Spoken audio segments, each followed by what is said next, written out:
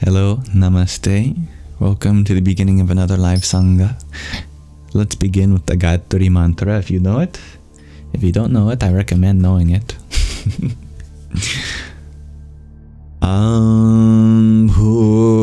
Bhuvasvaha Dhasaviturvarenyam Bhargo Devasya Dhimahi Dhiyo Yonah Prachodayat. This means Om. From the earth, Bhur, to what's above, Bhuva, to that which is beyond, Svaha. There we find Tatsaviduhu, that sun-like divinity, Varenyam, worthy of worship. Bhargo, dissolver of darkness, Devasya, feminine divine, Dhimahi, we meditate upon. Dhiyo Yona, intellect of ours, Prachodayat, may you enlighten. Om. That's the Gayatri Mantra. Now, welcome my dear viewers who are joining. Hello, Taylin. Thank you. I just got out of the shower, so over the course of the next couple hours, you'll probably see my hair start to puff up. Hello, Arjuna. Welcome. Hello, dear Anna. Namaste. Hip-hopper, non-stopper. And hello, Clara. Happy to be a break in the madness of TikTok. Although I can't promise that I'm not mad, just in a different way. And hello, dear Sarah. Just as I have a moment while our first guests are joining us now, allow me to set the intention for this space as being one in which I hope we can all find communion, where we can see past our differences whilst acknowledging the diversity of life and taking refuge in the unity beneath our experiences, sharing positive sentiments and uplifting each other. Hari Om Tat Sat. Hello, CJ. You ask, why are all Canadians so nice? Well, someone's gotta be. No, there are some pretty nasty Canadians, and there's some pretty lovely Canadians. The whole gamut of life is available in any place you go in the world. Yes, but welcome, CJ. We're all mad here. I agree, Clara. Hip-hopper, non-stopper, you share that people have been contacting you in my name, and you won't fall for them, but they are desperate. Well, I appreciate that you know the difference between myself and those who pretend to be me.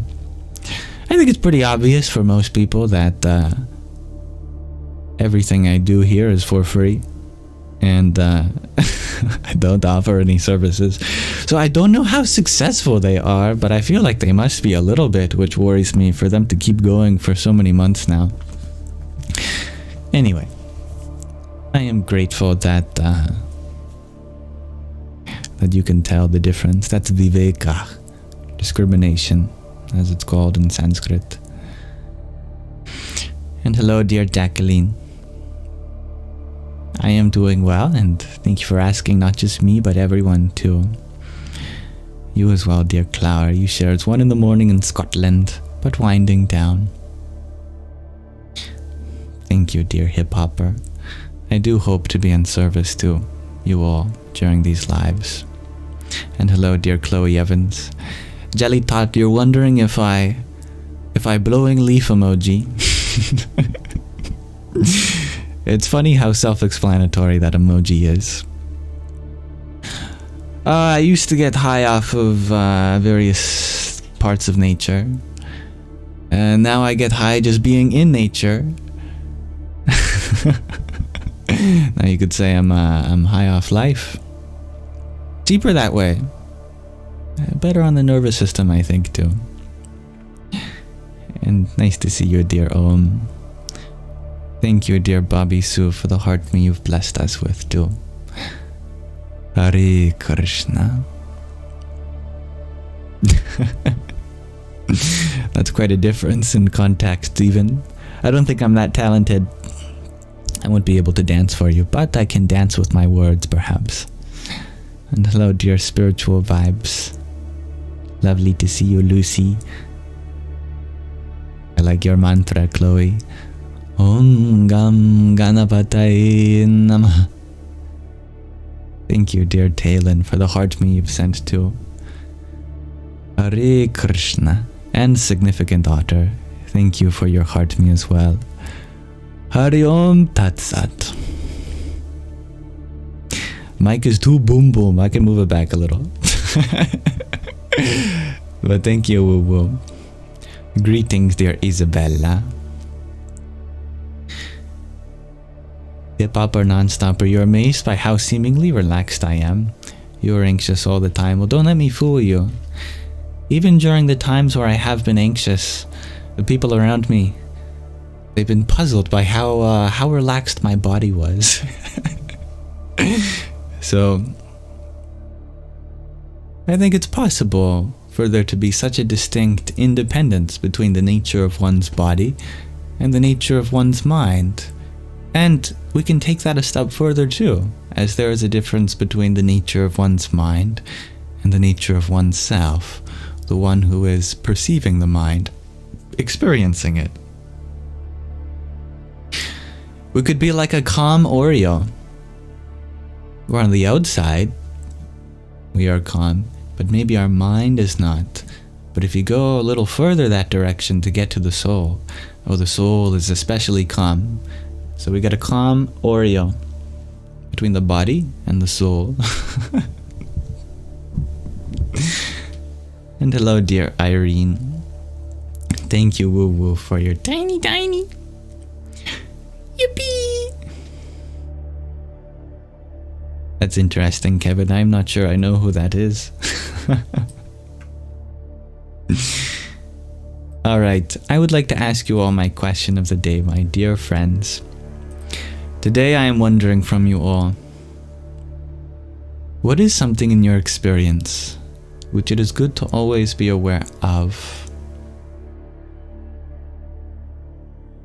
There are many things in our experience, many thoughts, many feelings, many people, many places, many things. Your surroundings, shares hip-hopper. It's true. And why is that important? The perspectives of others. I love that, B. That's very wholesome. Good afternoon, Jo-san. Nice to have you here.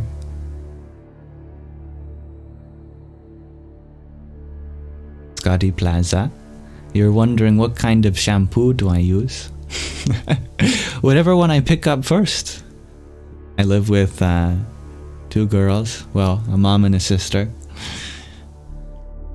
And in the shower, with water in my eyes, I'm just looking. Whatever the first one that I pick up says shampoo, that's the one that goes in first. I get a shower lottery every time. Then the next is conditioner with my eyes. Now with shampoo in my hair. That's even harder to find. It's always a different combination each time. Ragnhildur, you share it's always important to be aware of pride and arrogance. Our inherent limitations, absolutely. How can we hope to transcend them without keeping an eye on them? Your posture, shares Chris, that's a good one. Yes, I could certainly do better right now too. Delany, you share that you're always aware of your gut feelings. That's good. If one is honest, shares Jai. I love that. How you conduct yourself, shares Spiritual Vibes. Absolutely. Oh, I love this one from Woo Woo. Effortless breath without any problems.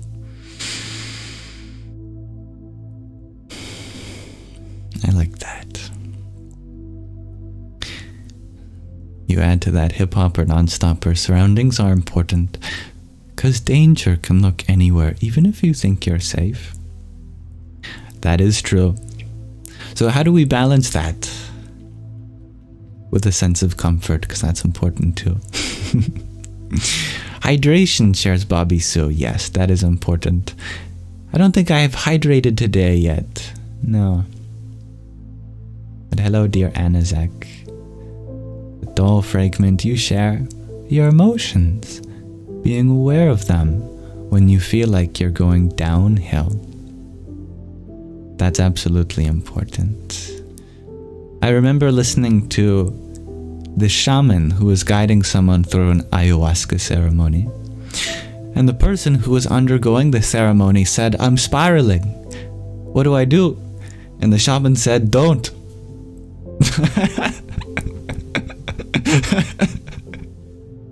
Stop that. And it made sense to the practitioner that yeah, steady yourself. First we become aware of it.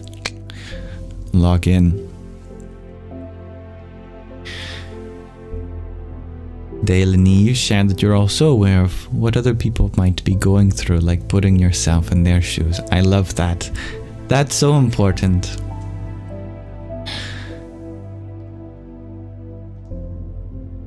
Leanne, you share lots of medical information. In your experience, knowledge is key. You know, this body is an amazing contraption of moving parts. It helps to understand a little bit of how it all works. Dailini, you're wondering what my best advice is on getting your spiritual connection back. It just means that you must disconnect from non-spiritual things. There are only two things you could be connected to. The material objective existence or the spiritual subjective existence. If you're missing the connection, you can't be in between. It has to be one or the other, or both.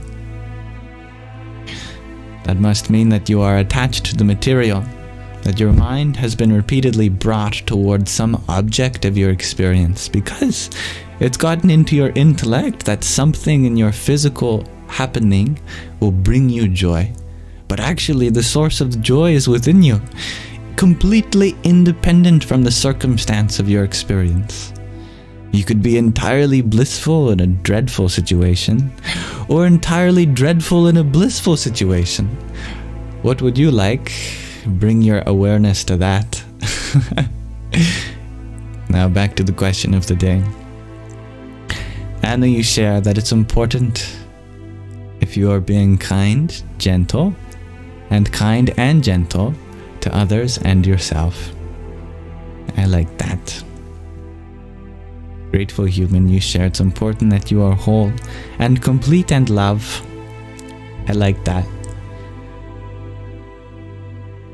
The ability to breathe without any issues. I like that, woo-woo. Not to be so serious. I love that, Isabella. You know, the biggest disease in the world right now is that people take the world so seriously. Irene, you share that you need to be aware of your deeply rooted fears, acknowledge them, and fight them. I like that. Wow. With one correction. No need to fight any part of your experience, lest this present moment becomes a battle for you.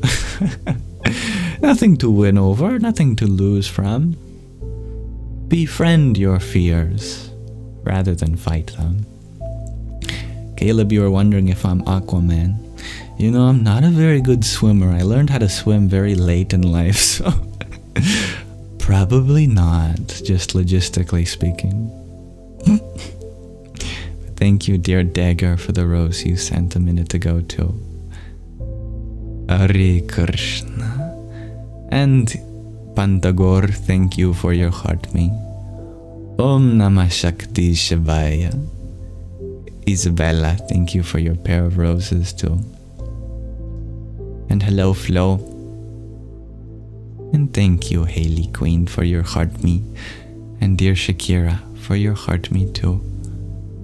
Om Namo Bhagavate Vasudevaya. That's very important, Pusei. To acknowledge that creation comes when you learn to say no sometimes. Absolutely. Radhe Radhe, dear Shakira. Namaste, dear Marlon. Others' motive, shares Angie. That does help.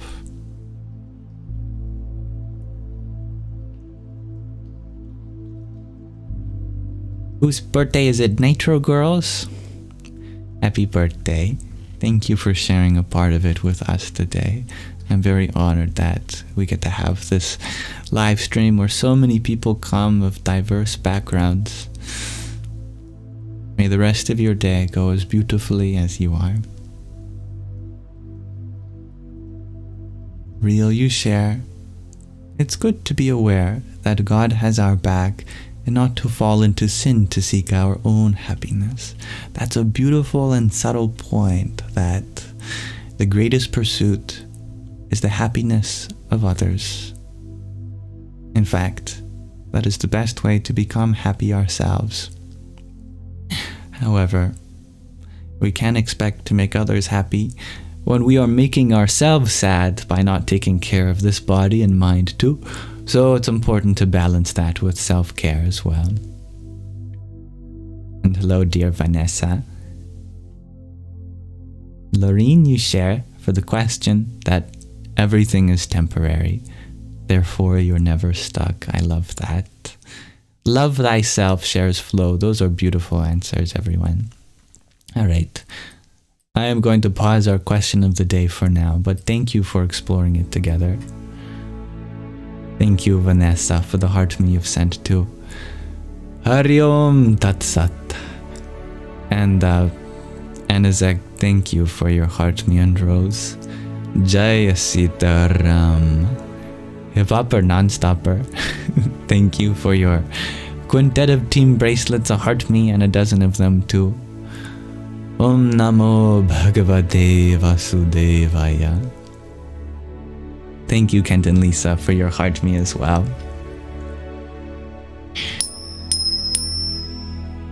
And I like your explanation, Tricks, that you feel like it's best to know people's motives so you can take action if something bad happens. I agree. That makes sense to me.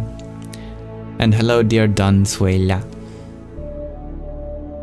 I have been feeling well. Thank you, Flo. I took the last 2 days off for my sister's birthday. The first day was so I could prepare, get some presents for her, go into town. And the second day, of course, was her birthday. But now I'm back. And I get to do another live stream with you all. Ask you a question and read from another section of our book that we're reading, The Hidden Power in Humans. I believe we were reading about the heart chakra the last time we stopped. Hello, J Days. Hello, Michelle. I like your poetic answer, Bjorn. No lamb for the lazy wolf, no battles won in bed. Stanza from the Havama. I don't know this word. I was doing such a good job reciting your poem until the final stanza. Marlon, you were wondering what the last phrase is that I shared. I believe the last phrase was Om Namo Bhagavate Vasudevaya. There. Hopefully it's in chat. Om Namo Bhagavate Vasudevaya. Chihiro, you share that your cat hurt her paw and you're so upset that she might be in pain. We're seeing the vet tomorrow. Well, you're doing everything right then. Caring for her, being aware of how she may be in pain, and taking responsible action by bringing her to a professional. You are a good owner that way. And thank you, Kent and Lisa, for your half a dozen tiny tinies. Yippee! And John F., thank you for your heart, me too. Om Sum Saraya Namaha. Bunny, you were wondering if I'll go to Europe. Maybe one day. One day. But fear not about meeting or not meeting my physical body. We have already met on other layers of existence. Right now, the digital. We are expressing ourselves through our subtle body, through our intellect, through our mind, through our feelings. In this space, that kind of proximity that's closer to spirit, you could be on other sides of the universe and experience each other's bliss. Clara, you are wondering, can you please ask where should you start to become more like Yam? What is the first step for readings? I want you to be more like Clara. Clara, everyone has one job on this planet, and that's to be themselves. It's not your job to be like me, and it's not my job to be like you. My job is to be the best that I can be, and your job is to be the best that you can be. And our bests are different. They are equivalent, but probably that which respects our unique experiences of life. The things that we separately thought about in our childhood, and all the traumas that we've uniquely had that paved the way to discover different tender parts of ourselves. We all have the same level of potential within ourselves, but directed towards different things. Alright. There are some wonderful questions being asked, but I'm going to put a pin in them for now. Let's continue reading about our heart chakra, and then we can dive into anything and everything.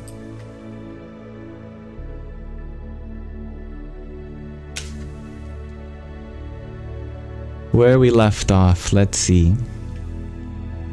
In the Bhagavad Gita, Lord Krishna says, in the 58th verse of the 2nd chapter, a yogi has the senses under control and is able to withdraw or externalize them at will, just as a tortoise is able to extend or withdraw its limbs into its shell. To fulfill their duties within the world, yogis turn their attention to worldly matters. But if they want to get in touch with their true self, they withdraw their attention within. They do not identify with the body, the thoughts, or the feelings. And this is why they remain inwardly untouched by the disappointments and hurts of the world. Two specific problems that we encounter in the Anahata chakra, the Sanskrit name for the heart, are worldly attachment and dependency. Often we feel we are tied to someone, but are not necessarily happy about the relationship.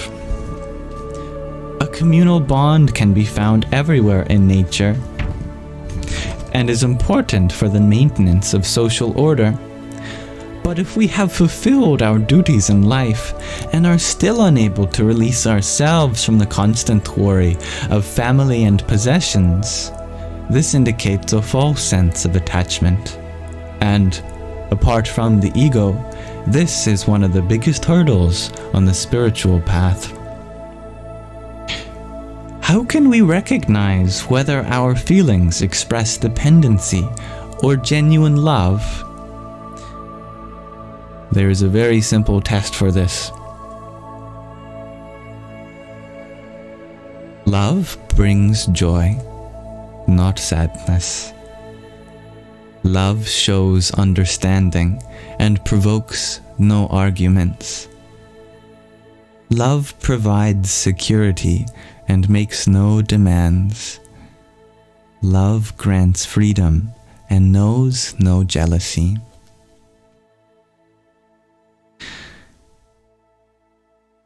Just like self-interested affection, feelings of resentment and revenge are also types of attachment that bind us. The body dies, but the attachment, pardon me, does not disappear. and binds us for several lifetimes. The cause of all problems is mamata. Mama means mine in Sanskrit. Mamata means dependency or attachment. Attached to mine.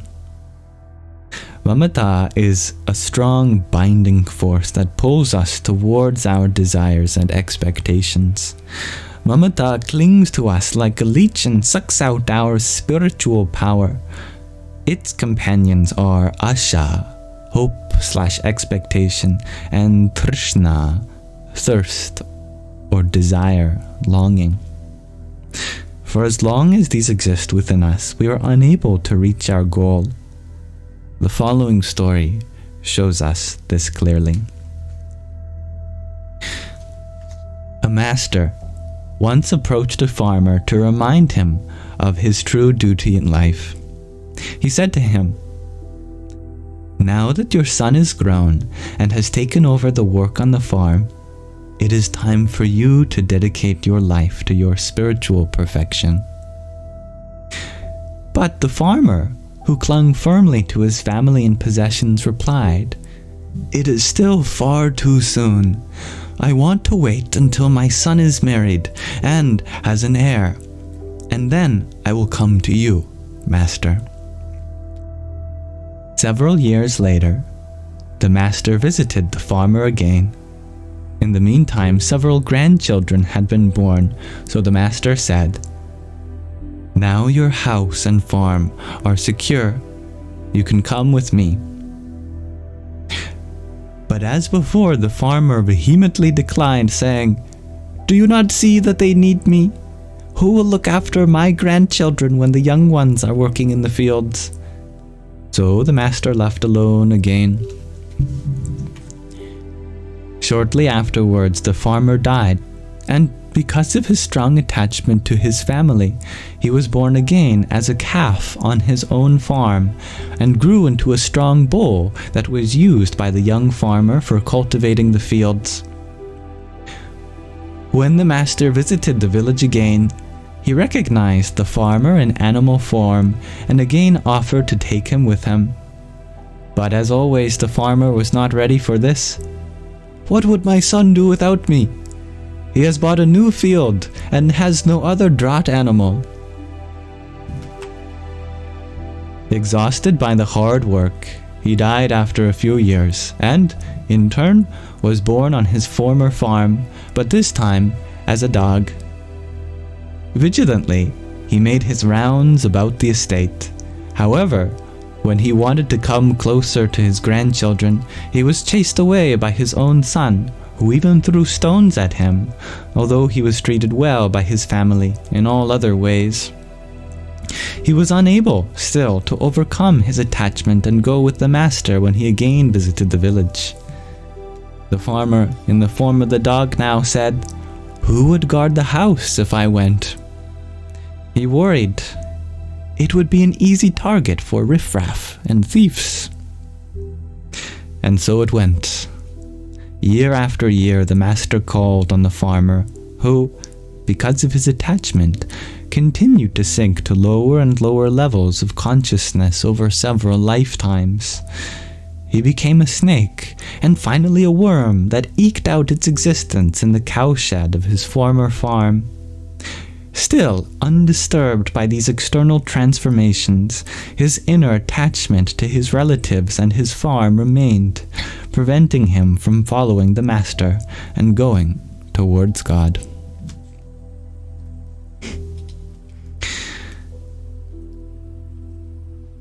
One master was in the habit of repeating only 2 words in his satsang. Satsang means a true sangha, association. These 2 words were cut and unite. In this way, he expressed that we must first sever our old habitual worldly relationships to be able to unite with the divine. Just as seeds die in the earth in order to germinate, we must first give up and detach from everything in order to reach our goal. Dependency is the cause of most ills. From dependency arise expectation and demands, and these in turn give rise to anger. We become angry if someone refuses us something that we wanted, or if something that we depend upon is taken away. If we do not purge ourselves of these impure stirrings of emotion that originate in the lower chakras, we can again lose everything that we have gained through spiritual striving and the grace of the Guru, as the following parable shows. Such a story we'll leave for next time. But for now, we'll leave it at there, as we have been discussing the nature of the Anahata chakra, and it is at this place in our spiritual evolution where people may get stuck for quite some time. So much attachment is in the heart, and it's difficult to navigate the forest of those threads that bind us to the world. But one day, we shall go even beyond the Anahata chakra, the heart, which by itself is still a great realization on the spiritual path. So thank you for listening. We'll read more soon. And now we can open the floor to discuss anything in which our heart desires. Thank you, dear John F., for the finger heart and tiny that you sent while we were reading. Yippee! And hello, Ro. Hello, dear Priscilla. Drix, you had been wondering, what is Kundalini? It's the energy in the pot. Kunda means pot in Sanskrit. Kundalini means that which is dormant in the pot. The pot here is a metaphor for our unconscious mind. It's a place in which there is so much experience, good and bad, trauma, and with that the potential for great growth, but it has yet to be tapped into. The song has yet to be sung from the snake charmer, which rises the snake from the pot, the serpent power. It refers to the possibilities that exist from the root, the lower Muladhara chakra. This is the chakra, the energy state that perhaps 90% of humans on Earth exist within, just in their potential state. They have yet to manifest what is possible for them in their life, or if they do, they only do so to the point that it causes pleasure in the Svadhisthana chakra and they return back to the Muladhara chakra. But for Kundalini to truly awaken, the energy in the pot, it has to rise out of these depths and go higher into a state of vulnerability beyond the rims of this basin, beyond our unconscious, higher from our subconscious into our conscious mind. We do so through various sadhanas, through spiritual practices, but most generally we do so by embracing our Shakti, our energy. As these are two aspects of existence, Shakti and Shaktiman. We have a potential source of energy, that's the Shaktiman, but we have the energy which is inspired by that, yet we often rarely pursue that. And we rarely pursue that for many reasons, but one is that because we have to be vulnerable in order to do so. And the second reason is because we have to embrace our feminine side, because it is through the feminine that all activities are done. This is scientifically, spiritually speaking, philosophically. Shakti refers to the energy of movement, of action, and that is the nature of the divine feminine. So that means we have to embrace our mother side which is difficult, especially if you feel like you're not ready to be a mother, or if you're born in a male body like mine, where what duty do you have to be a mother without a womb? But actually, even for us too, everyone has a womb of love in which we nurture and grow life. Maybe not so physically, but spiritually. It's from that tender affection that we give rise to the energy in this life which manifests our potential. Doing so, our Kundalini rises. And thank you, dear Lexus, for asking. I am feeling well. Thank you. Thank you, dear Ursula, for the 10 TGIFs that you sent to. Happy Friday, everyone. Hari Om Tat Sat. And I love what you shared, Jo-san, that as a single father, taking on the feminine is liberating. I like that. Indeed, liberation. That must be given by Devi, by the feminine. Why? Because our goal is to reach the source, which is beyond gender. But it is the feminine which entangles us in this world, because she is the universe herself. She is Mother Nature. Her nature is to provide us with this obstacle course of life for us to find our way back to the source. So it is by her grace that she may clear the path for us to eventually reach home. Very liberating. Trix, you share that you were really successful in your exams. Does that energy go back to its chakra? That's a very interesting question. Well, I am sure that you applied yourself during your exams, and now there's going to be a period of rest.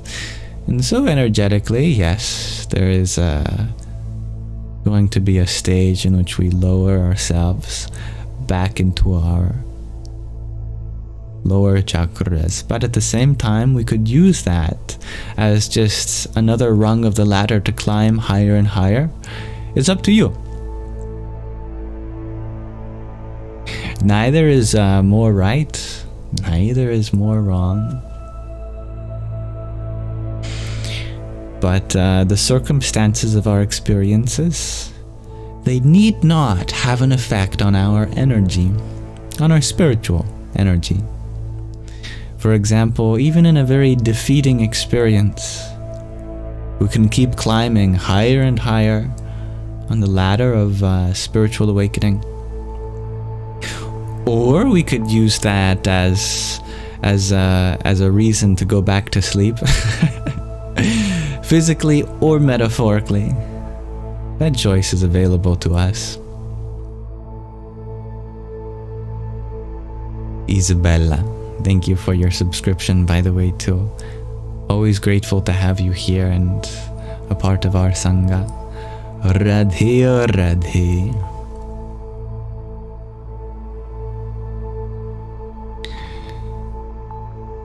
Ursula, you shared that you are a female with way too much masculine. It's about balance. Which means that we are just as much feminine as we are masculine. Only then can the highest states of consciousness be reached. You can do a lot with masculinity, you can do a lot with femininity, but both powers working in tandem, only can infinite heights be reached. So it is not about having too much of one thing. It is simply about bringing all energies to the same level so that they may work together rather than in competition with each other. The nature of the masculine is that it's constricting. That the very role of the masculine is to bring things to a point, to a still, to refine something one-pointedly. But the nature of the feminine is just the time reversal of that. To bring things vastly, with depth and breadth, to explore, to go forth in expansion.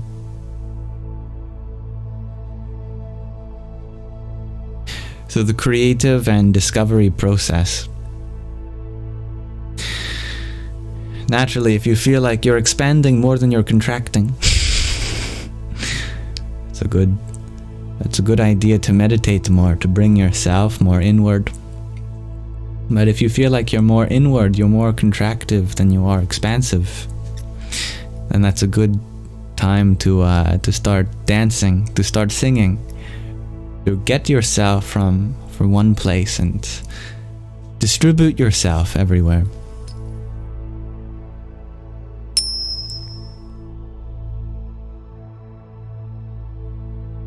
Thank you, dear Kelly, for the heart you shared too. Jai Sitaram. And Hybrid Jen, thank you for your rose. Dum Dargai Namaha. And Mori Mori, thank you for your rose as well.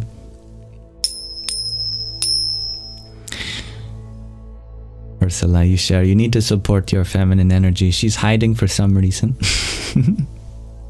That's very metaphorical and symbolic, yes. That's the nature of the feminine in her potential state. Is that she's afraid of being judged. Because expression means being vulnerable. So learning how to allow yourself to be vulnerable, you can get that femininity out. Which in practical empowering terms means not giving a shit about what other people think about how you express yourself and just doing whatever makes your heart happy. That's you get the feminine out of her hiding spot within you.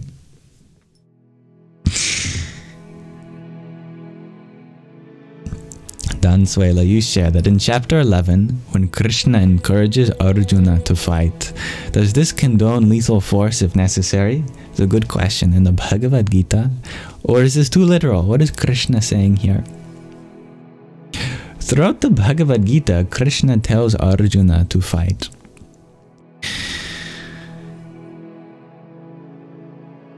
Now, there are many levels to this, and you're right. Most of them are not literal.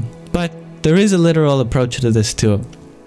What we have to understand about this story, this Bhagavad Gita, this divine song, is that it was sung as a very small part of a very, very long story. So long, in fact, it would literally take days to recite because it has 100,000 verses, 100,000 verses, which is 10 times longer than the Iliad and the Odyssey put together.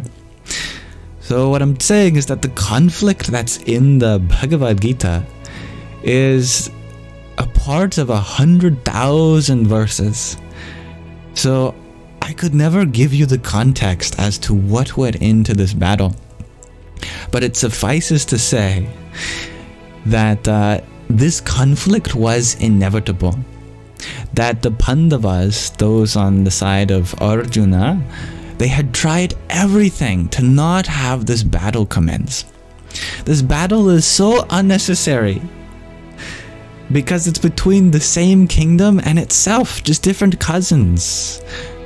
And ideally everyone should be working together, but for some reason the other cousins, the Kurus, wanted to annihilate the Pandavas. And so the reason that the Pandavas had to fight is because it was their last resort. And doing so would mean that they would have to surrender, and then the kingdom would be ruled by people who were very, very nasty and doing things only for their own personal gain. So it wasn't just for the sake of them being able to be in charge of the kingdom. It was for everyone in the kingdom who doesn't have to go through the reign of those Kurus, who represent adharma. In a modern example, it would be like with what's happening between, let's say, We'll see if my live stream gets limited for this, I don't know. But between Palestine and Israel, that this conflict doesn't have to happen. That at any point, one side could withdraw, but the other side could not, because they have to fight for their independence, for their right to exist. In that sense, it's when there is no other option than fighting for your right to exist, when the other force will not do anything to compromise. That is the literal interpretation of this conflict. However, this is not going to be the interpretation that you will be studying if ever you take a course in the Bhagavad Gita, because in many chapters, Krishna points to a much more subtle realization that this whole kshetra, this whole field, is actually a metaphor for the body. And that's why, even though they're in a place called Kurukshetra, the field of the Kurus, Krishna talks about the kshetragna, which is the witness of the field, and refers to the body as the kshetra. In fact, even Krishna is a metaphor in this whole book, as he represents that kshetragna as the witness.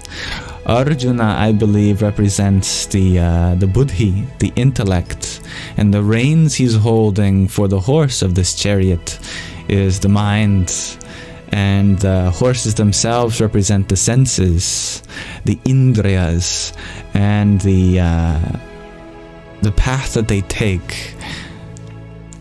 The horses are on, those are the vishayas, the experiences of the senses. So there's absolutely a spiritual connotation to this, and when taking just a spiritual connotation, you could say that Krishna is not authorizing lethal force. But he is authorizing the fight to commence between ourself and our inner demons, between all of the things within us, like lust and avarice, jealousy and envy, attachment and pride, these kinds of things from within. There is absolutely a conflict, and Krishna is authorizing some force to be used for this inner battle. Yeah, I concur, Stephen. There's always some deeper allegory to these things. Absolutely. Ursula, you're wondering, what is avarice?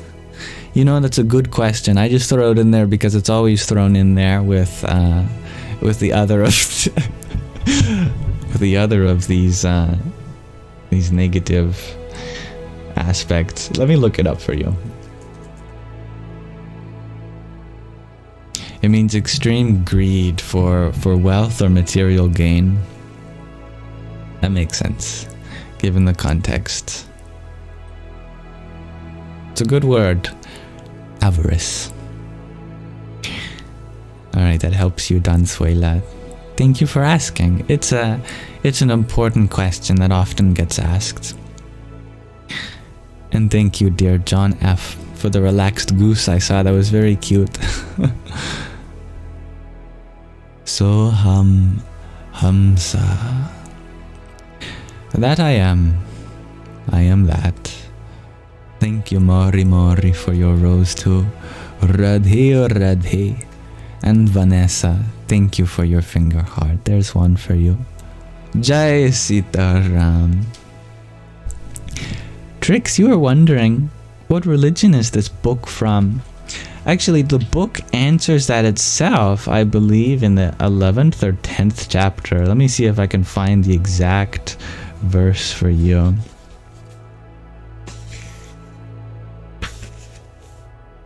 It's the 18th verse of the 11th chapter. Same chapter that Dansuela was just referencing. In the 18th verse, Arjuna says to Krishna, "You are imperishable and the Supreme One to be known.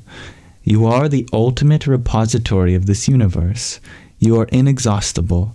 You are the protector of Sanatana Dharma. You are the eternal person." This is my opinion. So the word choice by Arjuna here to describe this religion is Sanatana Dharma. But what does that mean? Well, it's different than how you might use the word Christianity or Buddhism or Islam or Taoism. Sanatana Dharma isn't an alternative. It means all of those things all at once. Sanatana literally means that which is eternal or universal, all-encompassing in space and time. And dharma is a difficult word to translate, but it can mean anything from righteous duty to a living spiritual teaching. And this is something that I really love about this ancient tradition, is that this idea that there are different religions is a relatively recent phenomenon. So many people are fighting over the right interpretation of the divine. But in ancient times, there was just one kind of universal spirituality that had many forms. And I love that. It means that everyone gets a chance at being right in their own unique way. Because there is one source underlying this whole experience of everyone's. But yet everyone's experience is so unique. It's important to have a spirituality that accommodates that diversity. As such, the Bhagavad Gita is a text for everyone, regardless of your affiliation.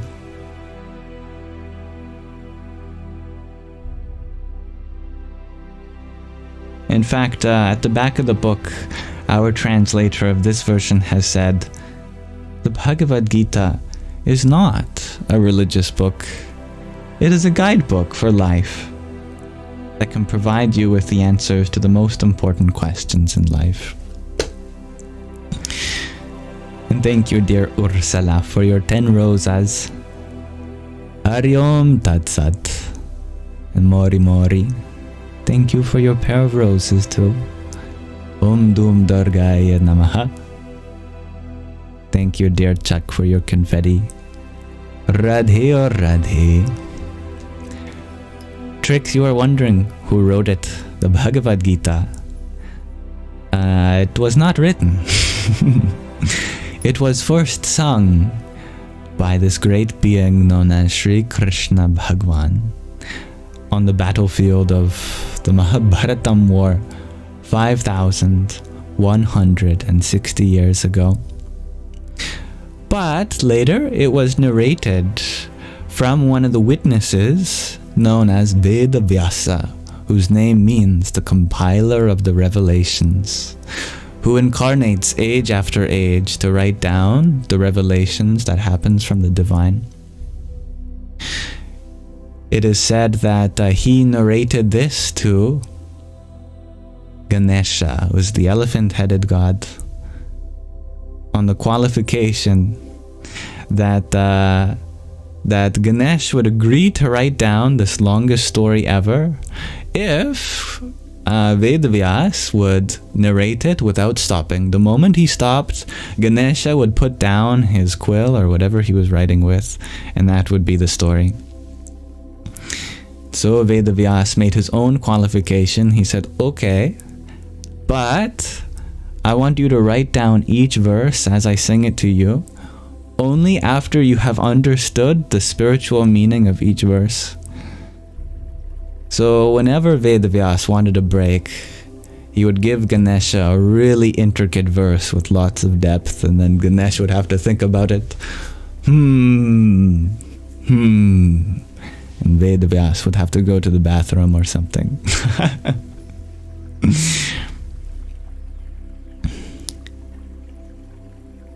Hello, Mr. Mikabhain. I don't know if I pronounce your name right. I don't know if you've been here before, but if you haven't, welcome. I don't know what context you joined this live stream with, but I hope that any impression that you may have had the first time you joined, you give me a chance to welcome you here. Sounds like you are asking some pretty pretty direct questions about the authenticity of this live stream, and that's genuine. Of course, it's important that we probe of these things. If you are sincerely curious, of course we can talk about these things, but until I have confirmation, I just invite you here. Welcome. Chuck, you ask a good question.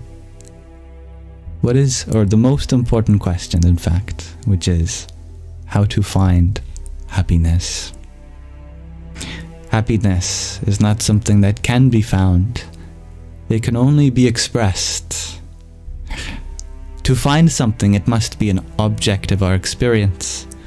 It must be on the side of action for us to perceive, perhaps through our eyes, through our ears, or nose, or tongue, or skin. But happiness is not like the other objects of our experience, because it's on the other side of our action. We don't jump up and down and dance and spin around and sing so that we can get happiness. We do it to express our happiness. In this way, happiness is a subject of action. It is from a place of joy and bliss within that we go forth in this world. Therefore, within this world there is no happiness to be extracted. However, just as this world is finite, that means it has infinite room, and an infinite room is the perfect place to express the infinite depths of Satchit Ananda within you, the bliss of truth and consciousness. Therefore, I say that one cannot find happiness merely by attempting to extract it from some object of our experience. It must be expressed from the subject of our experience, and we indirectly realize that there's so much to express that it could never be exhausted. Thank you, dear Anazek, for your pair of roses too.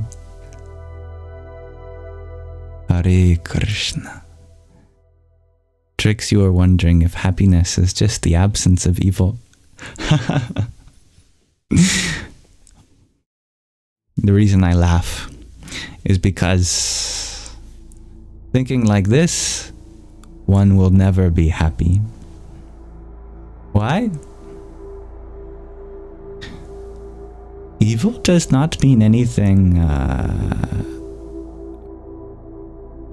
like some force against good. Nothing like that. What we call as evil just means that there's a place for more happiness to be. When we say that someone is suffering, what we mean to imply by acknowledging that is that there's room for happiness to be there. When there is a conflict in the world, what we are saying is that there's a place for more resolution to be. Any part of our experience where there appears to be some absence, that is a place which inspires the presence of some positivity. Just as there are how many people in the world right now who are going through pain, there are that many people in the world who could use our help. And therefore, that's an opportunity for us to become happy. How so? Because we are not here to get anything from this world. This world is not a place that can be fixed. And that's because the problem doesn't exist due to some imperfection in its design. There are two aspects of this existence at work here. There is a place for us to put our love, and there is a source of love. The only place that you can put love is in a place that could use it. Where there is some place that is missing love, isn't it? In this way, what we describe as evil is just a place to put our love, to put our care, to put our attention. That doesn't mean we can't be happy. In fact, that's the place to express our joy, to express our happiness, to express our positivity. Knowing this to be the case is the secret ingredient to always being happy in life. Because in this way, there is only happiness, just in different stages of becoming. There is a potential state, and that is what we call negative. That is what we call evil or bad or suffering or wrong. But that just means that what can exist there just hasn't quite got the chance to blossom yet. It just requires someone to witness the unfolding of what's possible.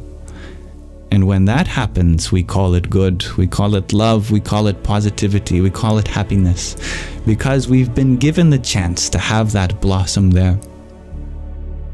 We are the blossomers, the gardeners of this universe, and this universe is our garden, ripe with seeds and weeds, all sorts of obstacles on our path, challenges. But attending to it with an open heart, we can use these absences as a place to deposit the presence of love. I hope that makes sense. Thank you, dear Nick, for the TGIF you sent to Hare Krishna and Tattvam Asi. Thank you for your quintet of roses. Hare Krishna. I'm happy you like my profile, cat. Oh, one with a very emoji-filled username. I meant to say growing guidance. I love that.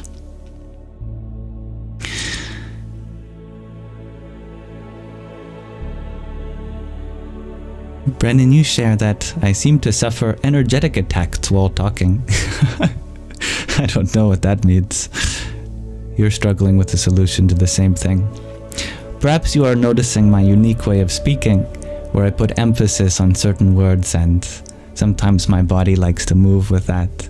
Don't worry, I am perfectly healthy. My doctor can assure you. But many people point out that I don't speak in an ordinary way. And this is no coincidence. We are all unique in this way, in this life. I think our voice should reflect that. Why bother trying to imitate the people around us in our society? Sure, it might be the most easiest because the grooves have been wound such that our mind seems to carry with the very same sentiments and tones and enunciation and rhythm as those around us. But if we are mere products of our environment, then how can we transcend our nature? How can we expect to find transcendental joy if all we are is but a mirror of what's going on around us?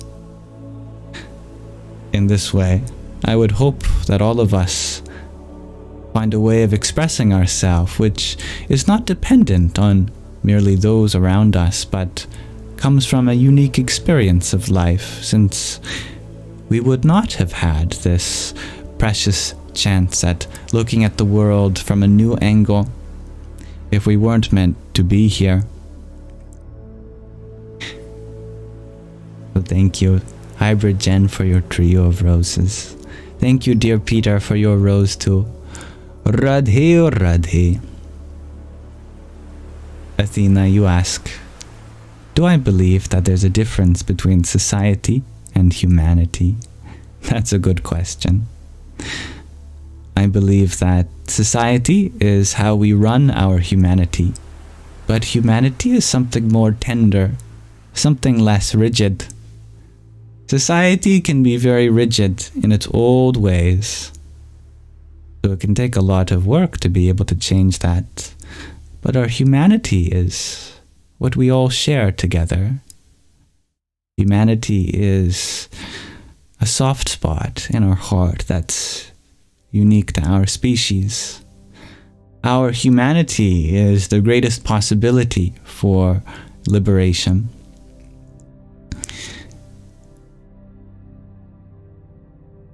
And that is why I say that humanity is our uniting religion, and that the breath is our uniting prayer, and the consciousness is our uniting divinity. Dear I am Daniel, it seems like you have had a deep experience of spiritual things, and perhaps this experience that's extending in this TikTok livestream is in contradiction to something you've experienced before, and I hope to affirm you that nothing I share is meant to contradict your experience, and I'm sure that there's something you have to offer that I have yet to understand myself too, just as everyone here has a unique slice of this experience of life. We all have something unique which we can share, and therefore I look up to you in the same way I look up to all beings. As such, I say Namaste to you. I bow to you, and I respect the source of life within you. It may appear that my background makes it seem like I'm on some set, and of course through television we have commercialized and commodified everything to seem like an exaggeration of the essence of what they're conveying. But I think that spirituality doesn't have to be separate from making our atmosphere conducive to represent the similar aspects of our own spiritual experience. To me, this background of a tapestry was given to me by my mother when I went to university. As I lived in dorms for some time, I initially wanted to study physics. She bought it for me so I'd have a slice of space at home with me. And my sister put these lights up when I was away for a month on a mini vacation with a friend. My sister missed me, so she used my room in my absence, and she hung up lights to decorate it just like her room to make herself feel at home. In this way, there are stories behind all the objects of our experience, and we can value them without passing judgment upon them, in the same way that I do not know your story, and I will refrain from judging it until I learn more about it too. Indeed, it's rather ironic going on social media and discussing spiritual things, as social media can be often anything but spiritual. But I believe it's not what we use to express ourselves, it's how we use it. And although there's a good possibility I may be in the minority of a spiritual space that truly makes no expectations on their viewers, as this will always be a free experience, I truly believe that this is a space full of possibility and is welcome for you.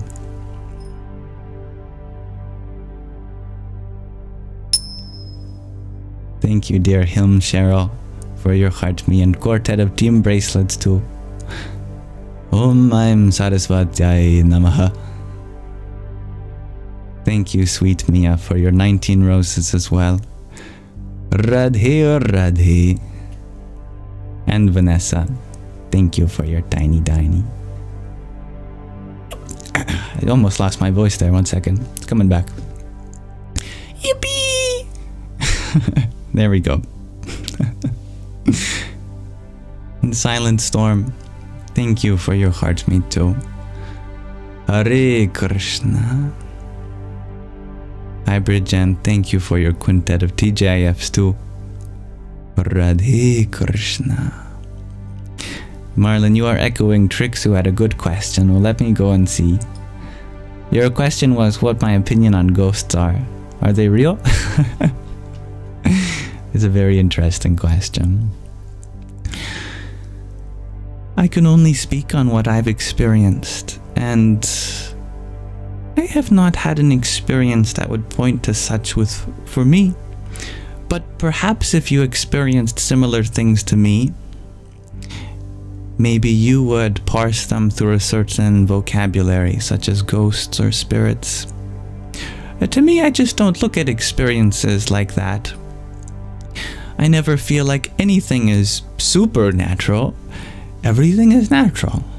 If the wind blows in such a way that it makes a kind of song, if something in my room finds itself in a place I don't remember it to be, We always give the universe the benefit of the doubt, instead of assuming that there's some being there who is responsible for something outside my awareness. I know that in the Vedas, the first revelations, they speak of different layers of reality, from our physical, our sthul, to our subtle, sukshma, to our causal, karan.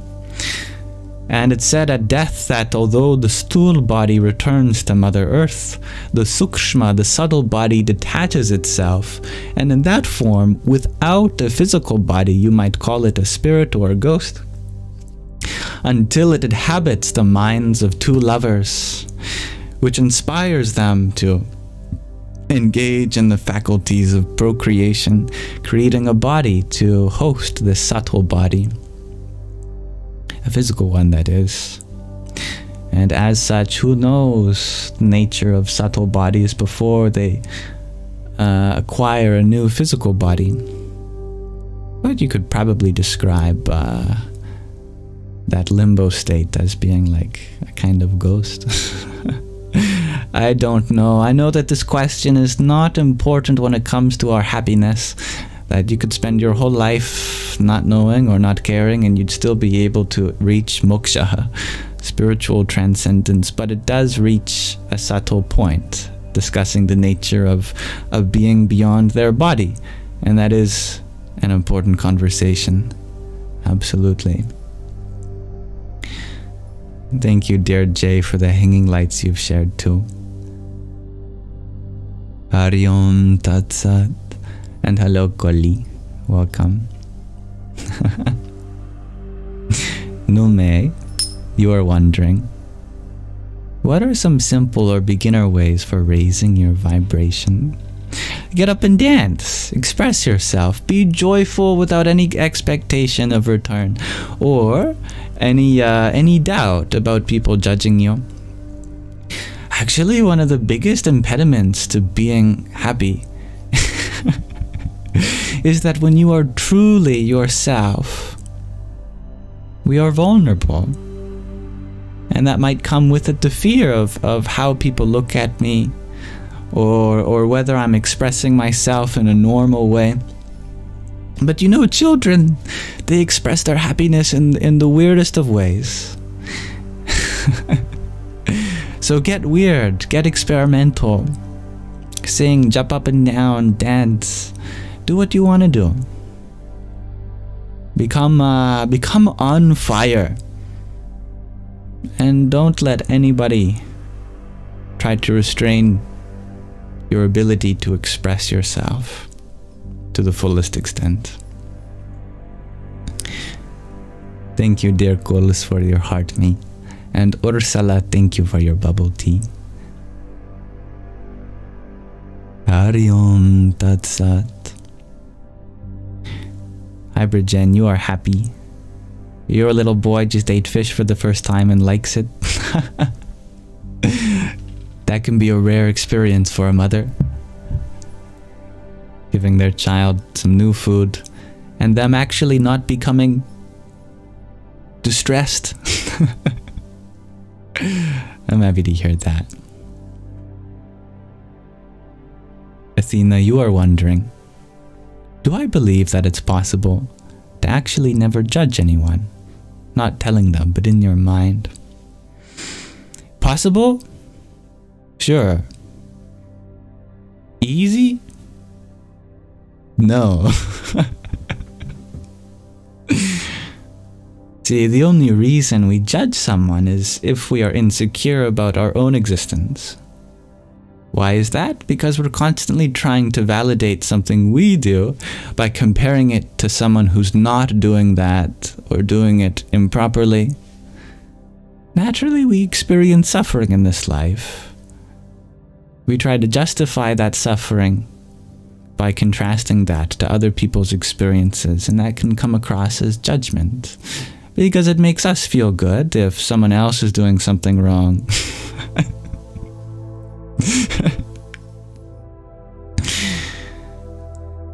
However, the more we embrace our reality, the nature of suffering, the less we are judgmental to ourselves, essentially. The more we are accepting of the nature of who we are, then the less that needs to be projected to any other conscious being either. We can allow ourselves to be just as we are. And the moment you do that, everyone else becomes allowed to be as they are too.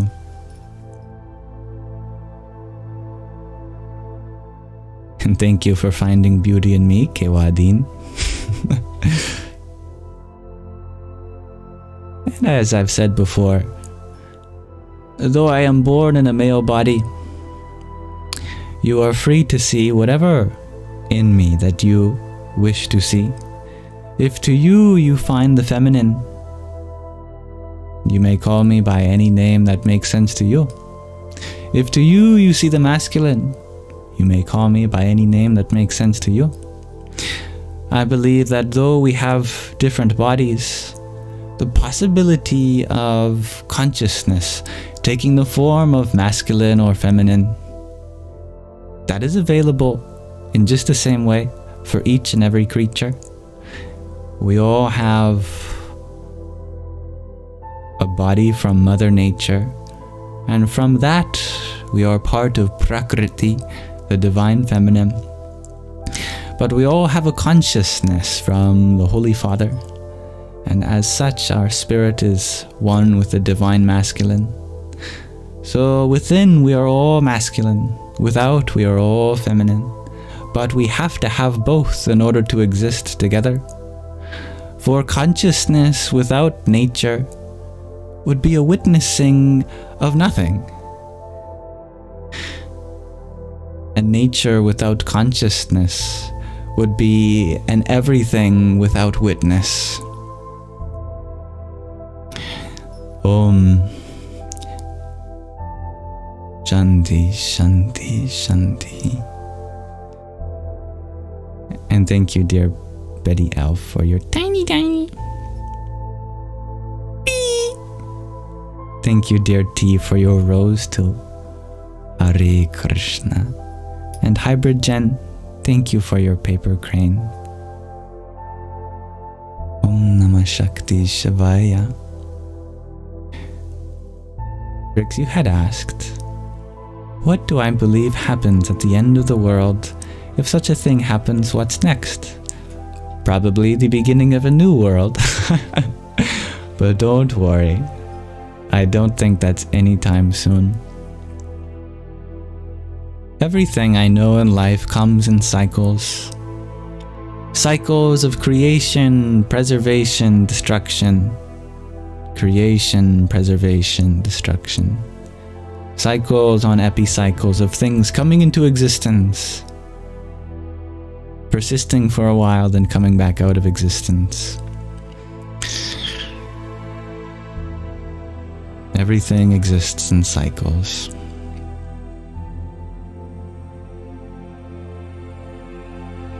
Athena, you share. If we were accepting of everyone, wouldn't that mean accepting negative behaviors as well, like abuse? So, isn't judging helping us in that sense, differentiating positive and negative behaviors? That's a great question. And in society, this is how we justify it. But on the spiritual journey, we have to question even these deep-rooted assumptions. To clarify, no, accepting everyone does not mean validating abuse. Never, ever, ever, ever, ever, ever. Even though the spiritual path moves you towards acceptance and non-attachment, we always must stand up for abuse. But not because we are judging them for that, for a different reason. Because it provides us with an opportunity to love, to care for those who are vulnerable. So it is not out of a rejection of some way of being. It's about an embracing of a way of being that could be. So it's not about the difference between positive or negative. It's about uplifting what's possible. I hope in that way this makes sense to you. It's a subtle shift in our perspective, but not necessarily a shift in our actions. We can still go forth in life interacting with it in the same way. But intentionally we understand that life is no longer dependent on us identifying with positive versus negative. We just see one harmonious existence with potential for love to manifest in certain places. So we let go of this dichotomy and only see what is possible. Whenever there is a limitation of what's possible, we see that as an opportunity to be of help, to be of good. And we don't judge the person who is being of a limiting nature.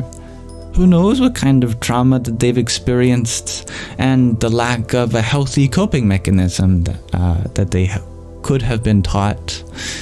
I don't believe that anyone intentionally wants to bring more suffering to this world. It's just that they're suffering, and the only way they might know how to be understood by others is to get other people to feel the same way that they do. It's emotionally immature, but it makes sense to the extent of their limited understanding. With more understanding, everyone would be more empathetic. With a higher kind of experience that's more inclusive, we would naturally be kinder to each other. It's our nature. What's not our nature is the ways in which we've been limited, and we can't blame people for experiencing trauma and having an absence of healthy coping mechanisms. All we can do is help those that are inadvertently affected by that, and if possible, teach people more healthier coping mechanisms. But nowhere does judgment come in. All is done out of a sense of empathy, sympathy, out of understanding. And that frees you of the burden of carrying their karma, their action.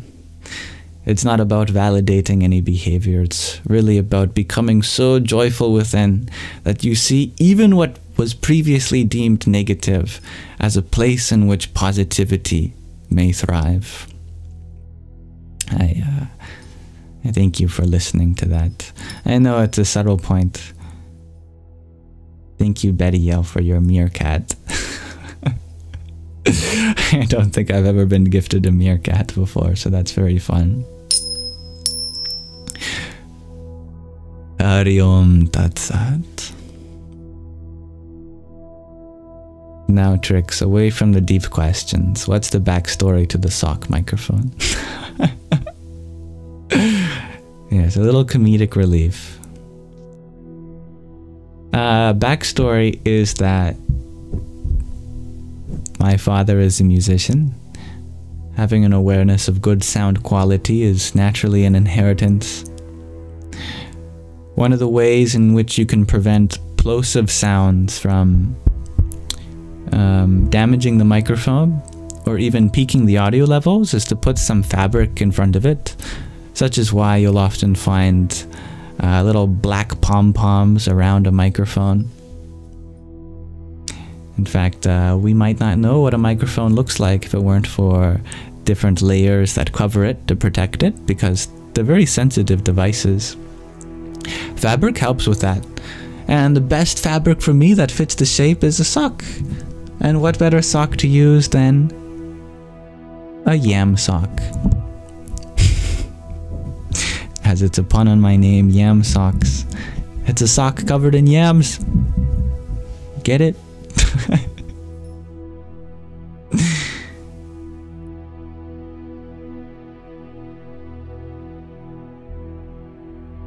No, I haven't played that Dear Edwall. But I'm happy that you keep your eye out for subtle teachings. Tarot, you're wondering what I would say to someone with a mood disorder. I think this is probably in reference to your earlier comment. I think I saw you mention that you're happy that you got diagnosed today, which is nice because it really helps understand the challenges that someone similar to you may experience, or similar in what they go through may experience, and what works for them too. And that's wonderful.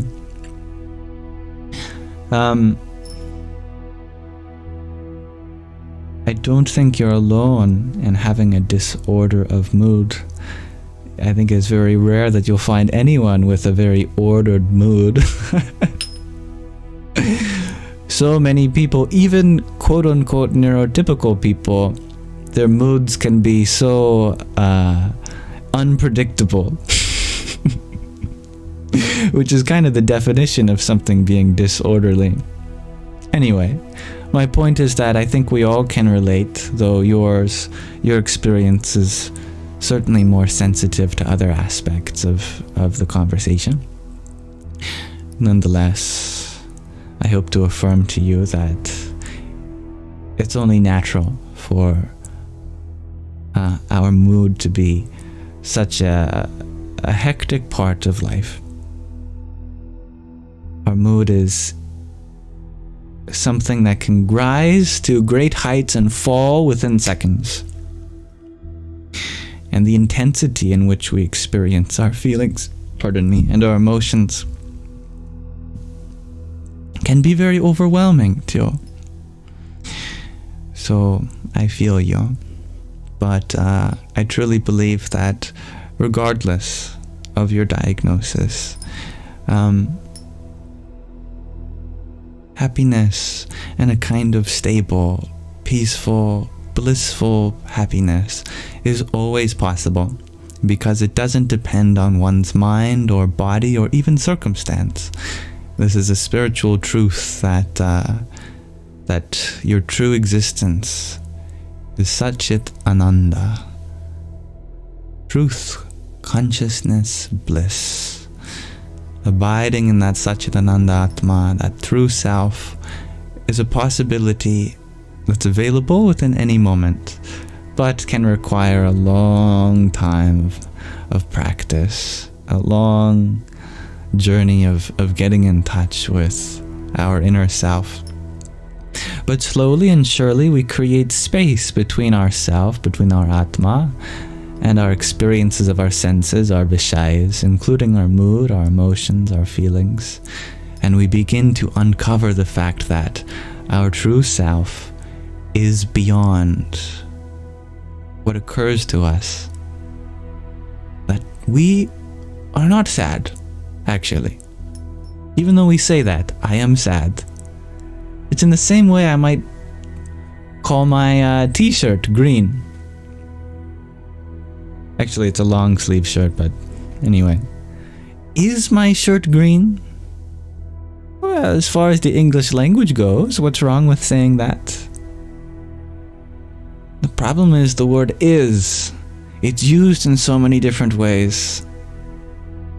Sometimes it refers to a direct equality, but other times it just refers to an aspect being equivalent. For example, it's only an aspect of my shirt which is green. The color green is not synonymous with my shirt. Otherwise, you'd see my shirt in trees and in the grass and in people's eyes. If green is my shirt, then everything that would be green would also be my shirt. Instead, green is just an aspect of my shirt. Likewise, with our feelings, although we might say, I am sad, you are not identical with sadness. If that were true, then everyone who is sad would experience you. And that you wouldn't exist when sadness didn't exist either. Therefore, sadness must just be an aspect of you, in the same way that all the other feelings are an aspect of you. They don't define your nature, in the same way that the shirt could be any other color and it still functions as a shirt. You can feel any way, in any moment, and you are still you.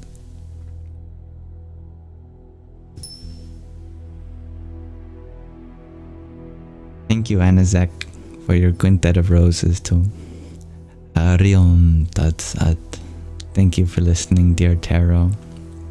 Thank you, Hybrid Jen, for your dozen roses. Hare Krishna.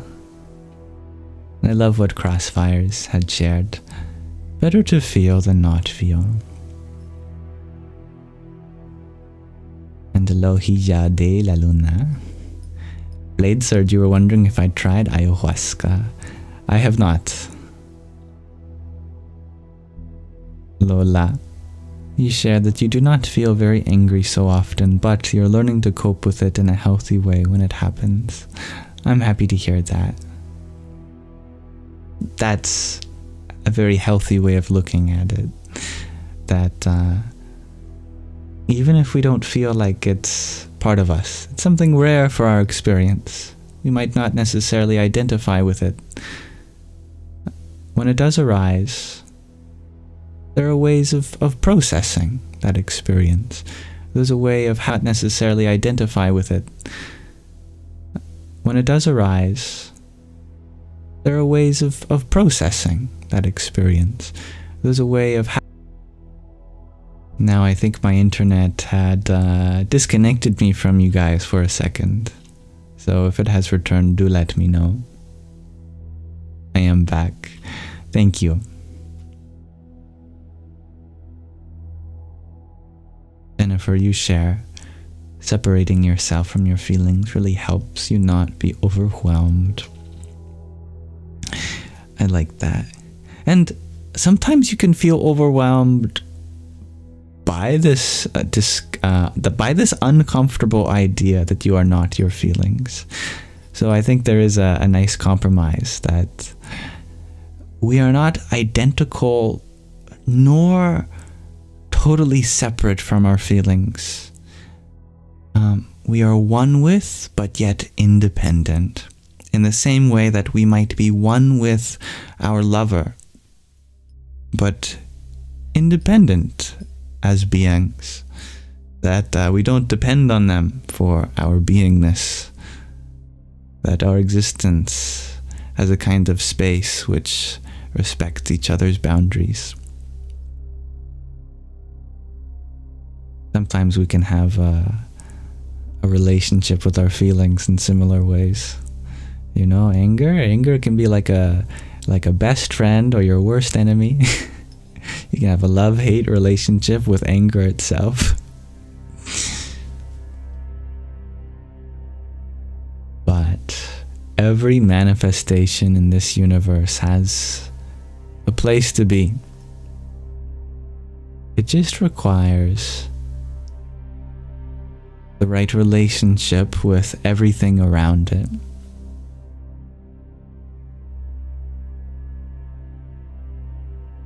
Hello, Secura. You are off to bed, Chloe Evans. Well, may you have a peaceful sleep.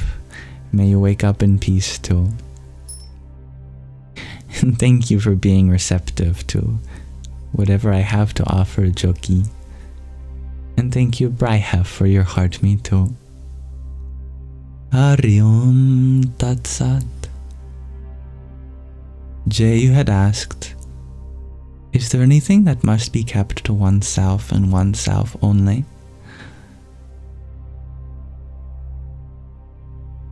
Is a balance of Ahimsa, of causing the least harm.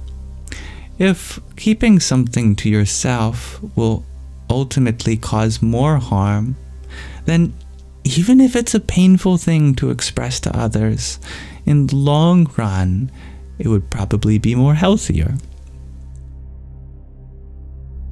And that has to do a lot with accountability and vulnerability, that it's good to take this greater responsibility. But at the same time, there are things that, if we share, would probably cause more pain than if we just held on to it.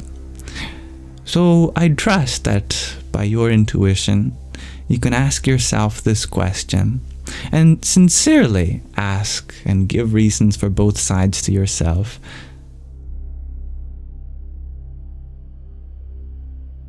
Ahimsa is a beautiful Sanskrit term, meaning the least harm that we could do in a situation, which should also encapsulate time too.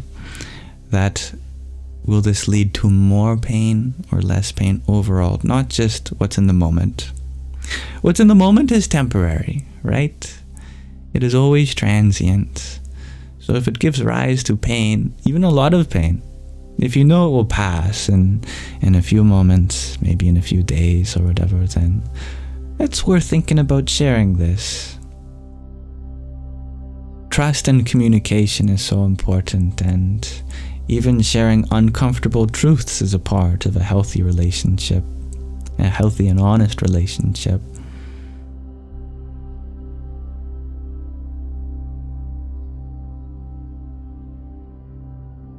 But I'm sure that we all have things that we would prefer not to share with anyone. But for those things, you can certainly share with the universe. You know, abstractly sit at the end of your bed and speak to your ceiling or out the window or go into a forest.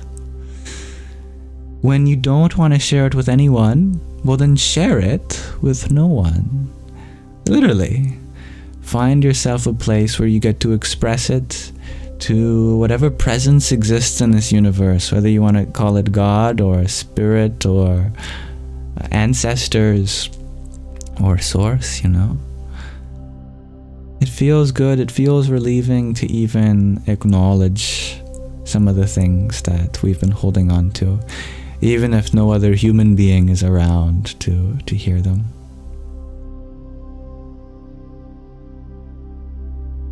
Journal is a great object for that too. Jennifer, you were wondering if I have a morning or night ritual I follow.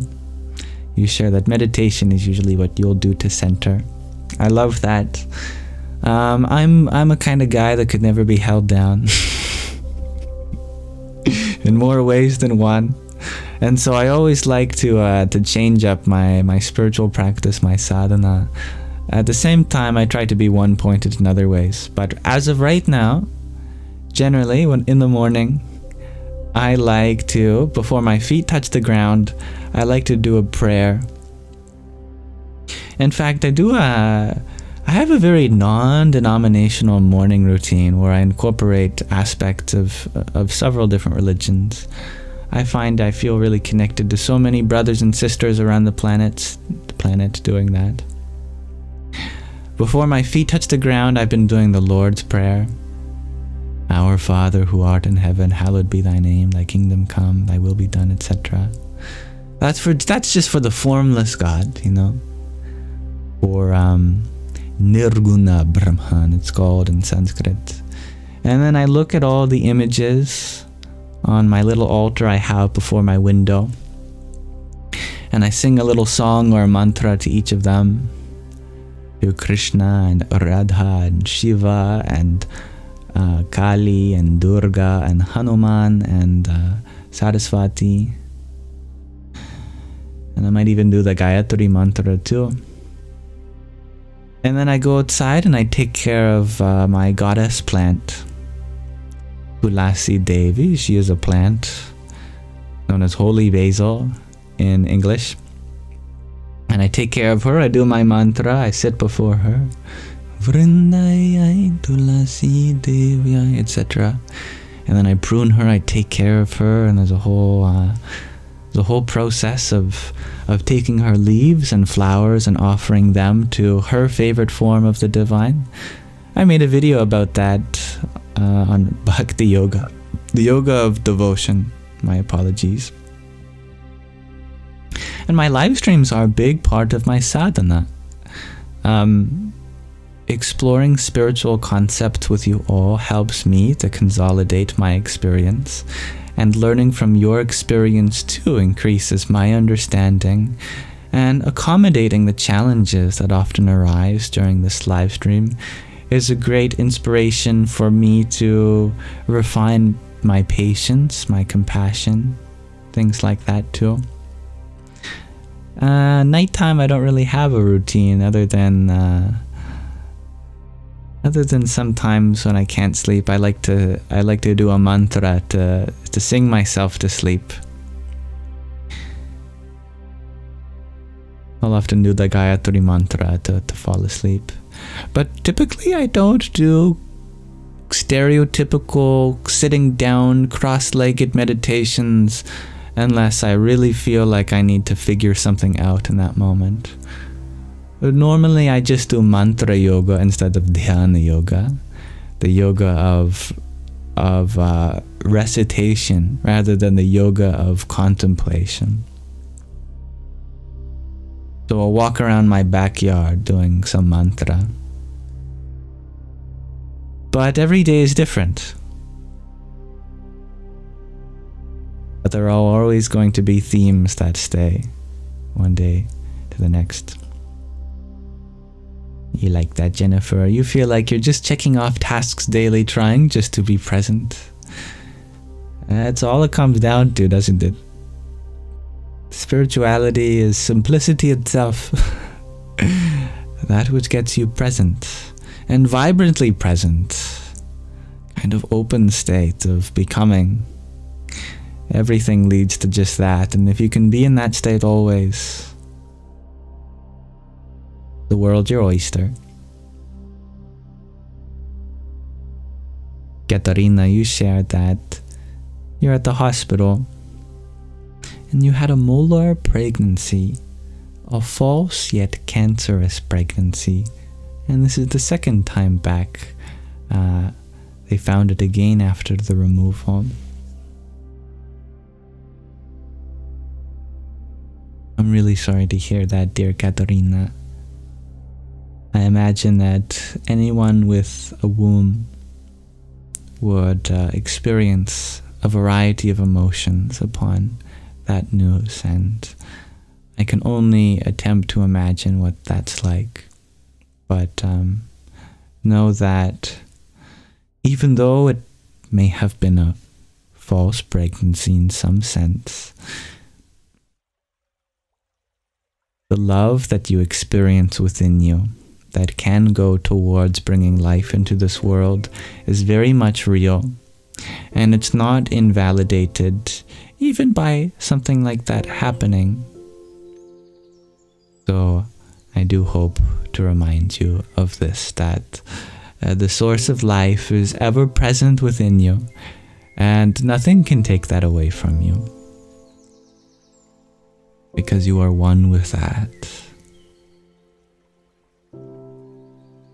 And my best wishes for you and your health as you navigate this unfortunate circumstance. You've been praying for the other babies while there. That's beautiful and very healing for you too. Very selfless. Good karma.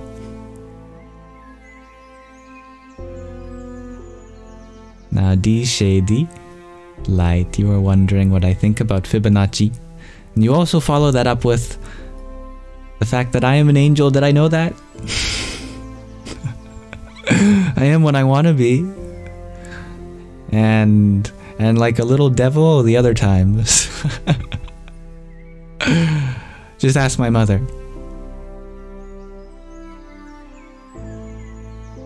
Fibonacci is a beautiful sequence in mathematics, and there are genuine connections between Fibonacci and our natural world.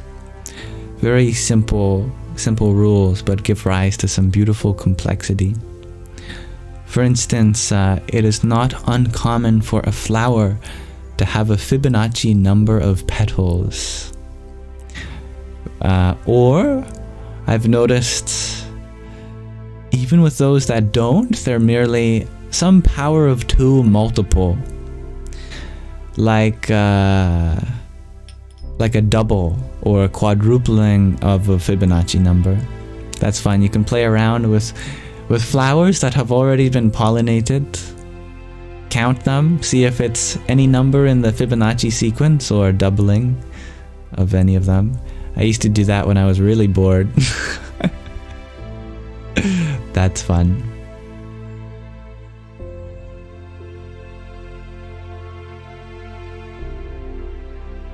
Yes, well said, D Shady Light. Just as your name suggests, in both darkness and light, life happens.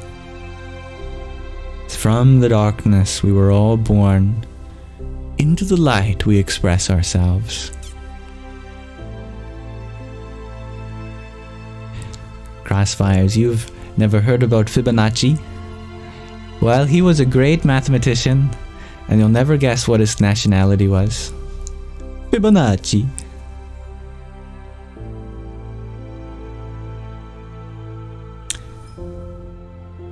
That's right. He was Hungarian. I'm just kidding. He was Italian. And he was really fascinated with the properties of numbers and the ways in which we can combine numbers to produce sequences. Mathematicians love their sequences, patterns of numbers. And of course, the most famous of which is now known by his name, the Fibonacci sequence.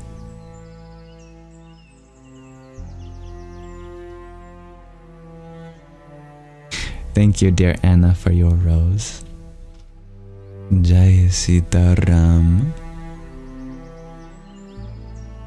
David, you're wondering, how do we navigate spiritually through this Samara Magical Mystery Tour?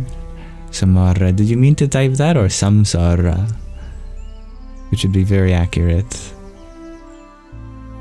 But Samara could be another word, I just don't know. So many people are trying to leave this Maya, the samsara, the cycle of births and deaths. However, we forget that she is our mother, this material existence.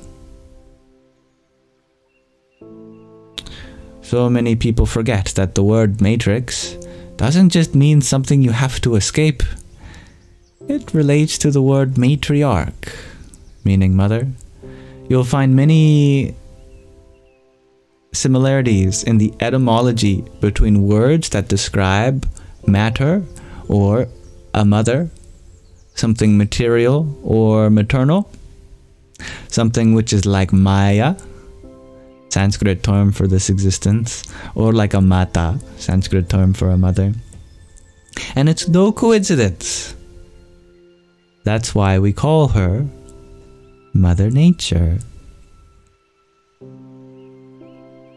Many people today are often perhaps in conflict with the fact that God is always referred to as a he, him, right? Why?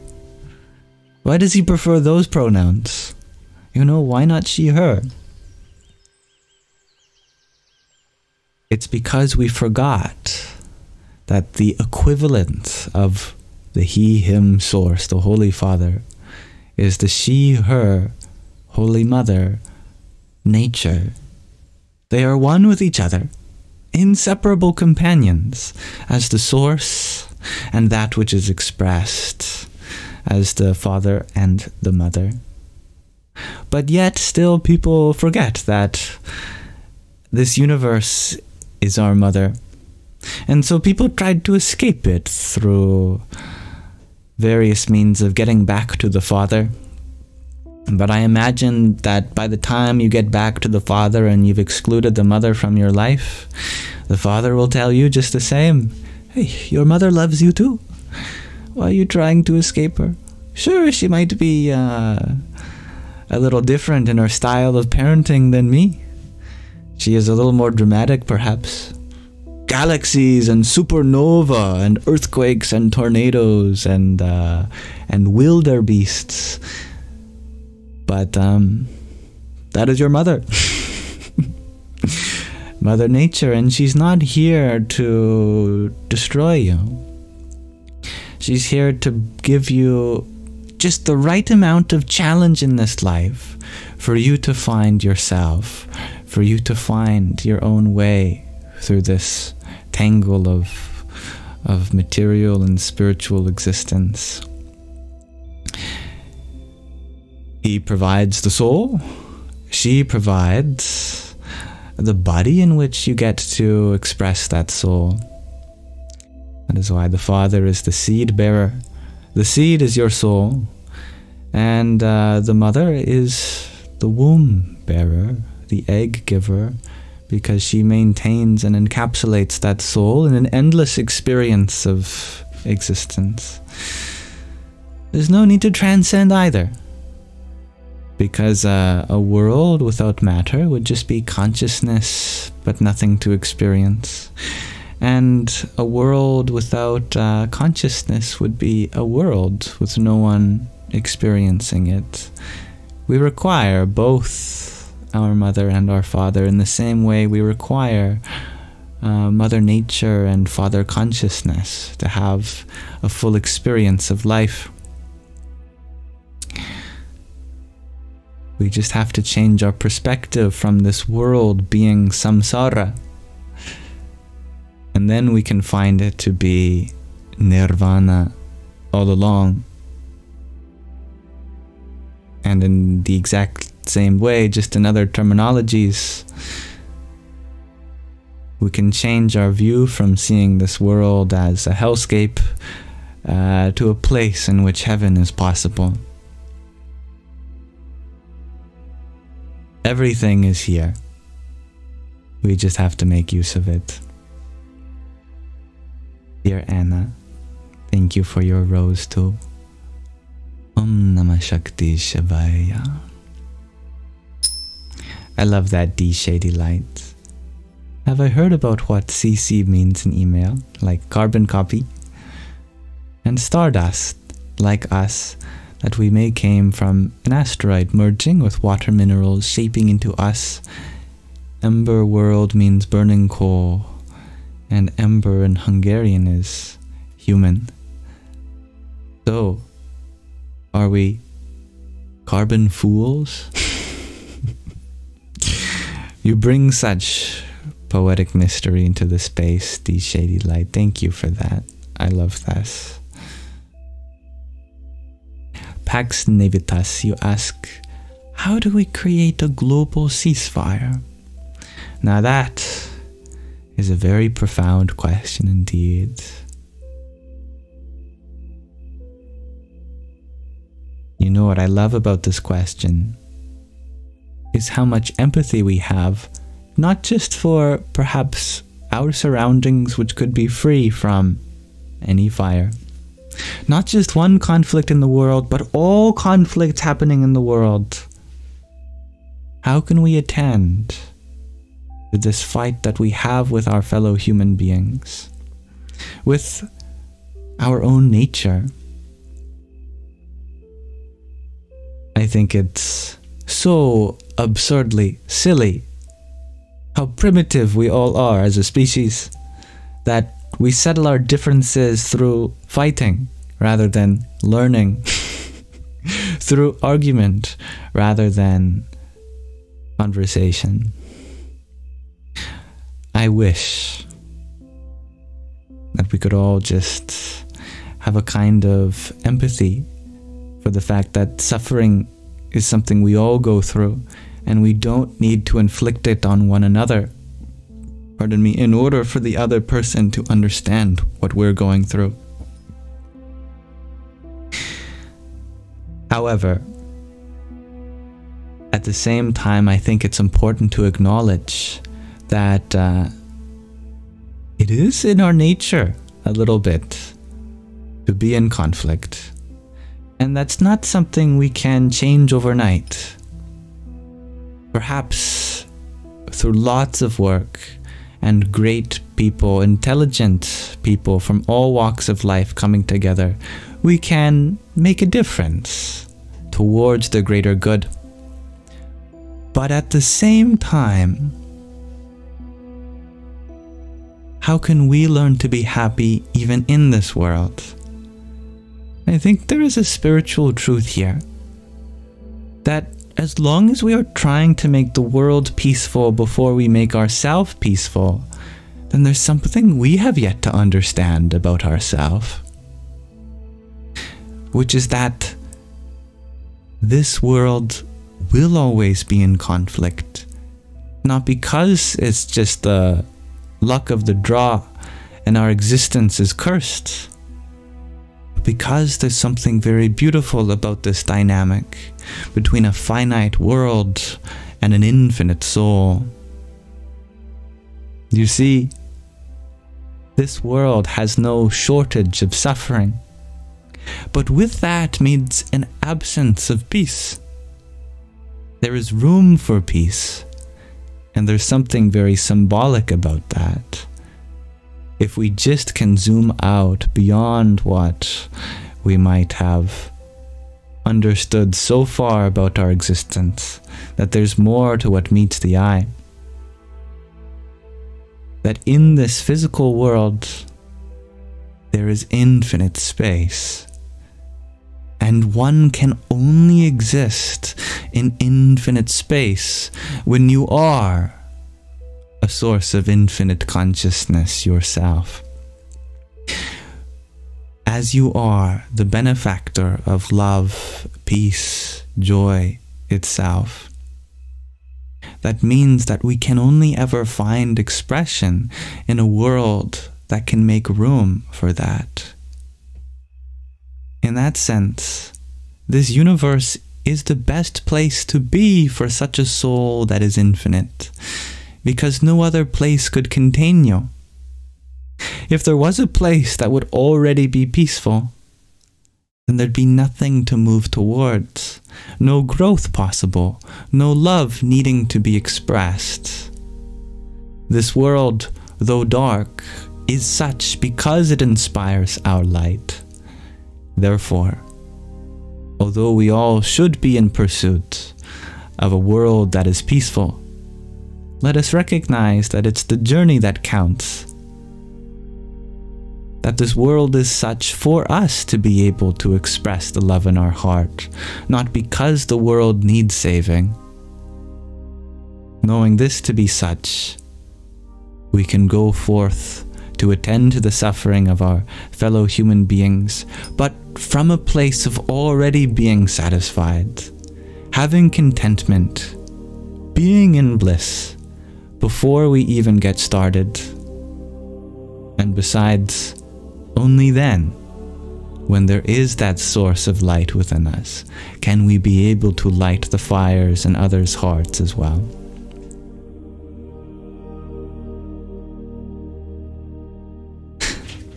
Thank you for listening to that. Thank you, Dasha, for the heart me you sent a moment ago. Ariom Tatsat. John Simon Ritchie, thank you for your heart me and TJIF too. Dum Dargai Namaha.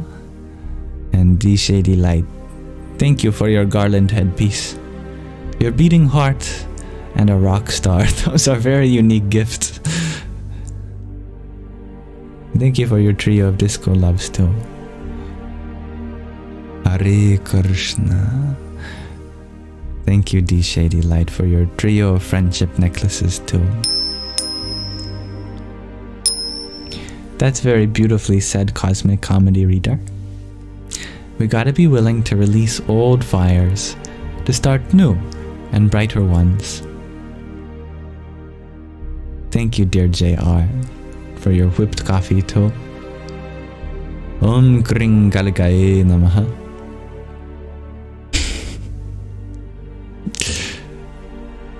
Sherlock, you have an important spiritual question for me?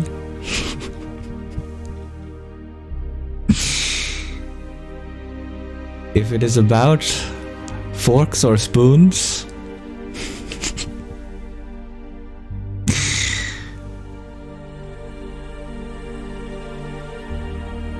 I can't promise that I'll have an answer that will satisfy you.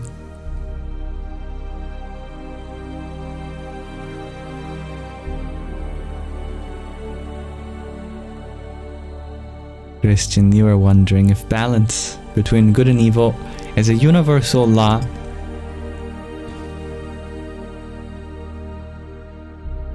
I don't believe in evil.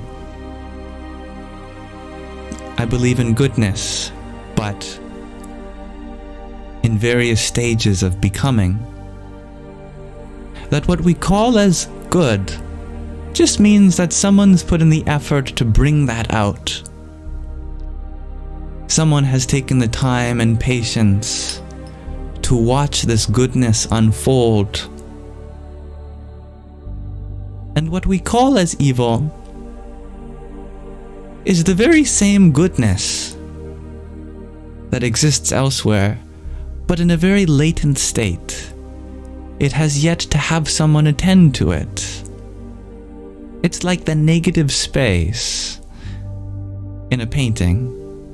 It's like an illusion brought about by the presence of what it contains. But a skilled artist can use negative space to bring out the presence of their painting. Or consider silence. By itself, it's not a sound. But yet from silence is where the best songs are sung. Or stillness. By itself, it's not a dance. But yet if the stage itself wasn't still, there could be no dance. Or how about the canvas that exists behind a painting? By itself, it's not paint. But yet it inspires from within a whole expression of life. In the same way that silence is not a sound, stillness is not a dance, and an empty canvas is not a painting, evil is not anything at all. It's the absence of what could be. And for as long as there is some part of that infinite source which created this universe to express itself, there will always be a time before it becomes expressed. A place before someone becomes privy to witness the goodness that's possible there. So instead of a balance between good and evil, perhaps you could say it's a balance between the absence of good and the presence of goodness. In that sense, it's still all about goodness, just in different stages of becoming. In a seed state, where the flowers are yet to blossom and all we see is dirt. And then as the lotus rises through the mud, through the murky waters, eventually it blossoms over the top, the surface of the waters, untouched by all the water and dirt. Then we may call it good. But does that mean the goodness wasn't there even before the lotus blossomed? In a tree that is to produce some mango, let's say, in the years that came before it ever produced a single fruit, was the sweetness not there? I mean, if you picked off a leaf and you tasted it, you wouldn't taste any sweetness. If you broke off a twig and crunched on that, there'd still be no sweetness. If you took a handful of its soil and put it in your mouth, there'd be no sweetness. But yet, when the fruit arrives, we take a bite and now there is sweetness. It might seem as though that sweetness has just now come into being. But truly, it must have been there all along, just in a different stage of becoming. A latent potential before it has become vibrantly exuberant in the form of this fruit. So too we look at all the suffering that takes place on earth, or in our own life, or in our home, or in our dreams, or anywhere that it could take place. If there is suffering, it doesn't mean goodness isn't there. In the same way that you taste soil, even before the sweetness appears to your tongue, it must be there. It just has yet to become expressed. And that requires tender care, love, nutrients. It requires arranging our resources in such a way to facilitate growth in this place. Therefore, every inch of soil on this earth is ripe for the sweetness of love. We just have to become witness to that potential.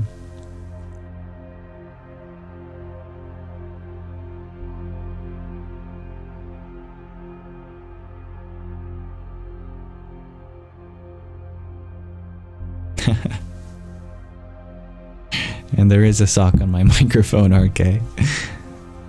Good observation. Dear Usha, thank you for your hand hearts that you sent to him. Here's some hand hearts for you. Hari Om Tat Sat. And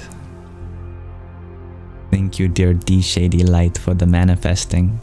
The 9 balloons, the donut, the rose, the cloud bread, and the DGIF. That's very kind of you. Radhe, Radhe. Never expected, but I am humbled just the same. You shared that you will do an artwork for me. Where can you send it? Well, right now my messages on TikTok are not open, but if you go into the link tree in my bio, there are other websites or apps, platforms that my messages are open for, like email or Instagram or Telegram or WhatsApp. I often respond to my messages there every day. But that's very kind of you. You definitely don't have to do anything for me like that, but because you are asking. Leapy Panda Baby, you're wondering if I've read The Egg by Andy Weir. I haven't, but ever since Geertzgesagt made an animation for that poem, it has become very readily available.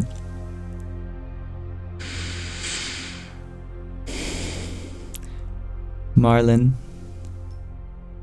you're wondering, does the Bhagavad Gita talk about what the Catholic Bible says about the end of days or revelation? Very interesting question. There are parallels you could make. Yeah, one of them is called pralaya, which means the dissolution of this universe. And that's expected to happen in literally trillions of years, or I think quadrillion. It's a ridiculously huge number. It's probably the biggest number in religion itself. It's said that our universe exists in various cycles. Of course, we have a day, and then 7 days making. You could start even smaller with seconds, making up minutes, making up hours, making up days. Days make up weeks, which make up months, which make up years. And then years make up yugas, which are ages. Ages make up kalpas. Kalpas make up days of Brahma, the creator. And then days of Brahma make up years of the creator. And there's also another cycle in between one of those, I just can't remember, called a manvantara, which means an age of dissension of humanity. And ultimately, if you multiply all these numbers together, you get a ridiculously huge number for the length of a universe. And that's just of one universe, and there's expected to be many in the yogic system. But the age of a universe is said to be like trillions and trillions and trillions and trillions of years. So that kind of pralaya, dissolution of reality, is not expected for a very long time. Up there with the physicists and their ideas of how long a universe is expected to have activity within. But that's just one connection we could make. There's another connection, which is about the coming of a dark age. Just like how Revelations and Genesis, speaking about the beginning and the end of the Bible, just as Genesis talks about the beginning of a cycle of creation, Revelations might talk about the end of one. There are periods in which the spiritual fervor of humanity ascends and descends. And according to the Bhagavad Gita, well, the purpose of the Bhagavad Gita is that it's to be sung at the start of the beginning of a Kali Yuga, which is the beginning of a dark age. And so by traditional calculations, our world is expected to get darker and darker for the next 427,000 years, thereabout. as we are 5,000 years into this 432,000 period known as the Dark Age, the Kali Yuga. So still, even in the Kali Yuga, it's expected to be, this world is going to exist for another 432,000 years, according to this cosmology. But even then, there are metaphors here about the age of the heart. And in the heart, you can go through different ages that might be distinct from the age of the world. Even when the world can slip into darkness, our hearts can go higher and higher into the light. In fact, the darker the world is, the easier it is to recognize our inner light. And so there is some benefit to having darkness prevail in the world spiritually. But there's no apocalypse. This is something that probably sets Eastern philosophies apart from Western ones. One of the big ones is that it's always a continuum, always a cycle, something goes on. In this way, there is no real equivalent to the end of the world in Eastern philosophy. There might be a period in which things get darker, and then there's a period and things get lighter, and back and forth for eternity. The balance of these forces of darkness and light. Dragon, you're wondering if I can levitate. No. Thank you, dear Chris, for the cloud bread you've sent to him. Hare Krishna. Gregorji, you shared that apocalypse originally just meant a great change in Greek, its root language. That's a beautiful point too, that this doomsday idea has really been marketed relatively recently. By recently, I even mean the last few thousand years. But yes, there are many interpretations of revelations that are not so doomsday in theme. The etymology of the word apocalypse is a great example.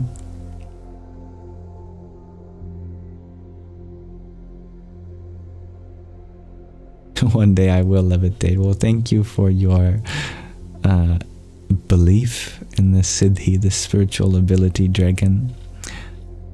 Hopefully, if there is any levitation, it's a kind of spiritual levitation rather than a physical kind.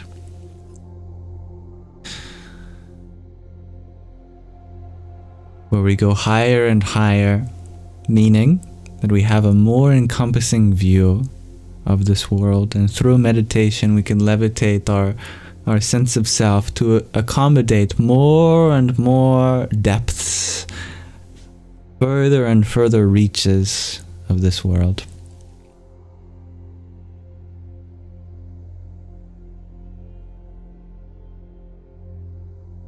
Radhe or Radhe, faithful being. Another important aspect of the Day of Reckoning in Christianity is that it can also just refer to one's death. That the Judgment Day is just a day that any particular person dies for them. Often in spiritual traditions, sometimes something which is subjective gets extrapolated to something which is objective. That is to say, something which is true for someone becomes posited as being true for everyone. And there is truth to this, because we all will have a day which we will leave our bodies, a day in which our physical body will die. And in that sense, the Judgment Day will come to all of us, but not necessarily at the same time.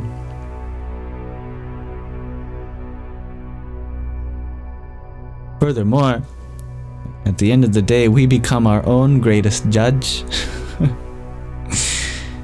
It is clear that whatever divine will inspired this universe, some of that has been imbued into our own intellect, into our own buddhi, our ability to discern. As such, the divine does not directly meddle with the way we run our politics or our judicial systems. That kind of judgment is something that we figure out for ourselves.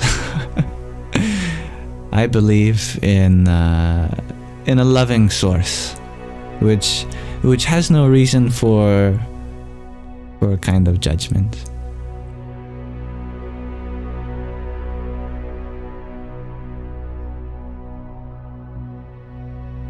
Josan, you share that in Vedic literature, they say we are being judged by Yama immediately upon death. It's true. We go to Yamapuri, the abode of death. But Yamapuri is not a bad guy though. Sounds like he gets a bad rep because his name is the Lord of Death, but no, he's a great guy. He's the guy who first taught the Naciketa sacrifice. The sacrifice that leads to liberation, to a young boy named Naciketa. He is an enlightened being. Very hospitable too. It's said that when Naciketa was told by his dad to go to death's doorstep, that Naciketa, being a smart-ass boy, actually went to the door of death. He knocked on it, and there was no answer. He waited for some time, knocked again, there was no answer. So, not wishing to dissuade his father's wish, he stayed on the footsteps of Yam. Now, it turns out that Yama actually wasn't home at that time. He was doing death business, you know. By the time he came back, he found this little boy on his doorstep. He said, "Why are you here?" He said, "My father sent me." And then he opened the door, and all of his assistants, his caretakers of his abode were there, and the Lord of Death scolded them. He said, "Why didn't you let him in?" He said, "Oh, you weren't here. I didn't know if you wanted him to be here." Yama said, "It doesn't matter who comes to your doorstep. You always invite them in. You let them in. You take care of them." So he turned to Naciketa and said, "My dear boy, I don't know why your father sent you to me, but I will grant you 3 wishes, one for each night that you had to stay on my doorstep." So the first thing Naciketa asked for was forgiveness for his father. He's a good boy. The second thing was the secrets on how to enter heaven. And the third was how to become liberated. Because in the Vedas, there's something even beyond heaven. All the bliss and joy you can get from heaven, it's not enough to satisfy the soul. We need something even higher than heaven. And that can only be attained here on earth. So Naciketa asked for that. And Death obliged, and as such, he's a good guy. And that's true, actually. Yama said, "Ask for something else." Naciketa said, "No, I really want to know the secrets of liberation." He said, "Don't you want, how about some really attractive people in your life? They'll always be by you, will give you everything you want. How about more gold than you could ever ask for? How about a whole kingdom? I can grant you this." Naciketa said, "No, not interested." And that is the qualification for liberation. We have to want it more than we want anything material.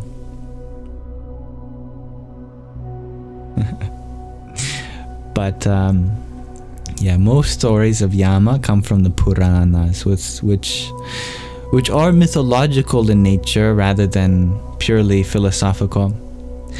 And in philosophical texts, what determines the afterlife is a person's own karma. That is to say, they are their own Yama, because according to their own actions, they are led to either a favorable afterlife or not. And then the cycle continues from there. Thank you, dear D, for reminding me to drink some water. I don't think there's any water in my room right now. Actually, there is on the other side of my room.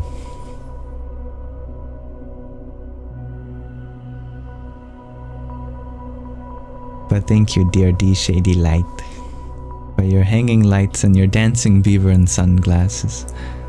It's very beautiful. Hare Krishna. Alright, do you want me to get water? I must oblige by your wishes. Thank you for caring about my hydration.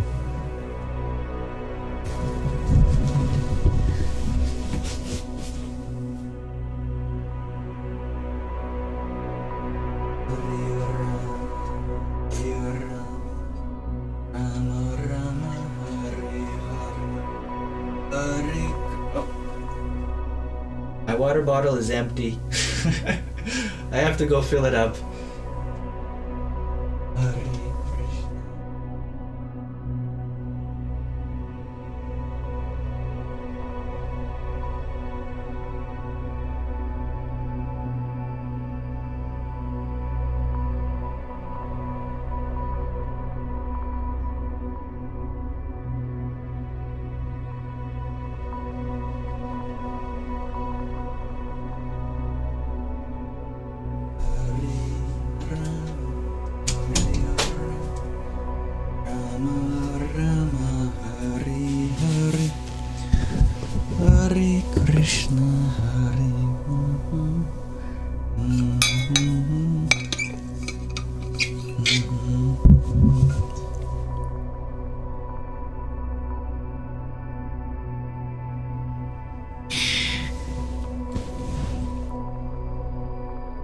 You all are very kind and considerate. Thank you for reminding me. Thank you, dear Shady Light, for the massage for me. I feel better already. Jai Sitaram. Yes, you're very true. You're very right, Marlon. That's very true. I'm deeply honored to have such a space in which care can flow from one to another. I think that's important, obviously, but especially the cultivation of a space in which that is inspired. So thank you for helping me with that.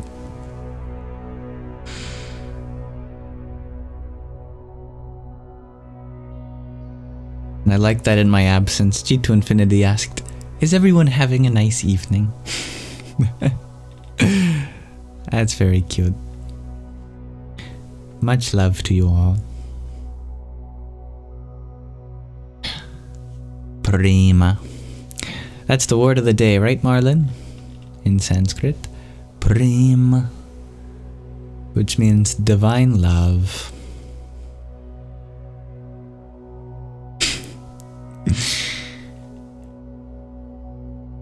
Hello, Little Wing Nico. Nice to see you too. And thank you for always finding beauty within me. I do have to go soon because I promised that I would go play pool with a friend of mine and that I'd get off my live 20 minutes ago. So I have to do some time traveling to make that work. Just give me some time. Also, my kitties are outside in their catio, and today I'm home alone, so I get to throw a big party. Nah, just kidding. I will be taking good care of this house, it's my responsibility. But I will have to bring my kittens in from inside too. Thank you, dear Anazek, for your trio of roses too. Radhe, oh Radhe. And D Shady Light, thank you for your W. And your ice cream cone, your trio of roses, 9 cloud breads, fire and sunglasses. Thank you for your affection and your virtual hugs and for your gratitude. It's deeply humbling. And never an expectation. I hope you know that. But thank you. Hari Om Tat Sat. Before I go, I'd like to ask you all my question of the day again, which is, what is something in your experience which is good to be always aware of? I would love to know this from you all. Thank you, MSG Mookie. for your 22 plus 38 roses and a dancing flower. Jaya Sitaram. Thank you, Jaya. We'll keep bank shots in mind. Other struggles shares staunchly Lutheran. That's beautifully put. 100%. I concur. And with that, our abilities to help. Now, shares Gregor in 3 letters, 1 word. This moment. Solaris, you share to be aware of being aware. Seize the now. I love that. Very empowering. And M, you share other people's feelings. That's just as beautiful. And Awaken Haven, you share the energies of others you can absorb or the energy you give off. I love that too. Little Wing Nico, you share that just being aware of other people, really, and being considerate. I like that. And Melancholy Cat, you share your breath, which will determine the pace and stress of your day. Definitely. That's a great physiological thing to be aware of. So, such a big difference it could make on our sympathetic and parasympathetic nervous systems. D Shady Light, you share that good people do good things. End of story. In a nutshell. And that energy transforms. I like that. Rhiannon, you share to always try to be aware of how others are feeling. I love this category of answers about what others are going through in various ways. Pairing that with the goodness that exists in this moment. Beautiful distribution of answers tonight. Auntie, you share self-love, unconditionality. I added an itty in there. Just unconditionally is the best love. I like that. And Megabhain. Please tell me how to pronounce your name better. I do live in Canada, as it is the place I've been born to. I guess that makes me Canadian. Thank you, dear Dob Darker, for your heart me too. Radhe or Radhe. And by the way, thank you, Megabhain, for your patient presence here. I see that and I acknowledge that. I love that, Saint Golden. That you mean thank you instead of sorry in so many cases. Oh, what a beautiful answer that is. I could say, I'm sorry that I didn't think of that. Or I could say, thank you for reminding us all.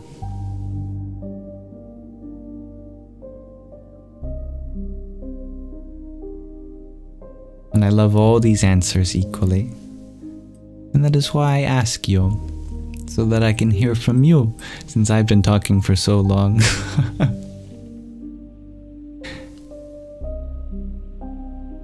Dreamweaver, you share to not hold resentment in your heart. Well said. Ursula, you share to always be aware of the nature around you. And Auntie, you share empathy.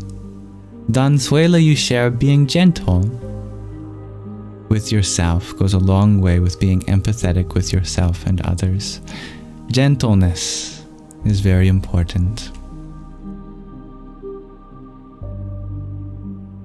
Alright, thank you for exploring this with me. I'm going to minimize our question of the day before we dive into reading the hidden power in humans. Now, Megabhain, you ask a question that you asked at the beginning of this live stream too. You're wondering if I've heard of spiritual narcissism. Well, I've heard of narcissism, of course, and that being a technical diagnosis. What's the singular of diagnosis? It's just diagnosis, isn't it? As given in the DCIM, for example, I am not a psychologist or a psychiatrist, so I certainly can't tell who is or isn't. But any quality in me that you see could be a reminder of that kind of condition. Well, that's for me to work on. And any way in which I can be more inclusive to your needs, always let me know.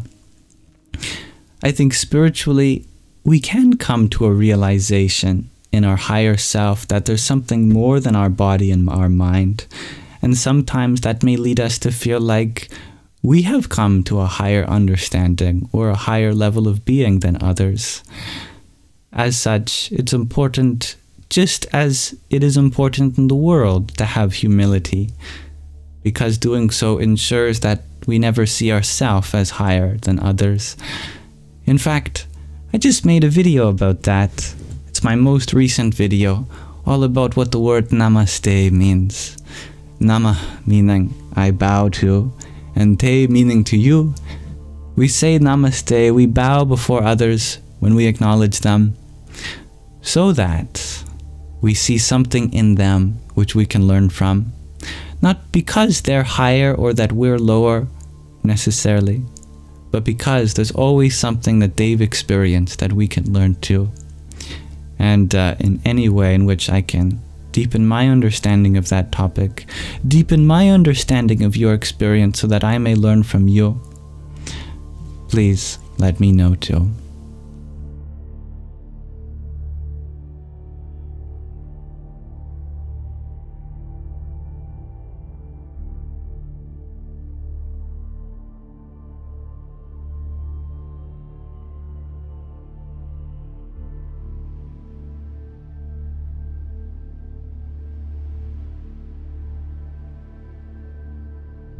I am just reading your messages, dear Aris.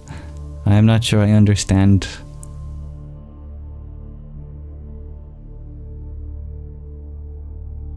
Okay, some of the things you have mentioned are not very funny, as it involves the exploitation of minors. For this reason, I am going to be blocking this individual. No, there's absolutely no room for any kind of taking advantage of those who are younger than us or more vulnerable than us. Sorry about that, everyone. As is the case, TikTok is naturally going to be a chaotic environment full of many different people of many different ages. So I thank you for allowing me some patience in moderating this space.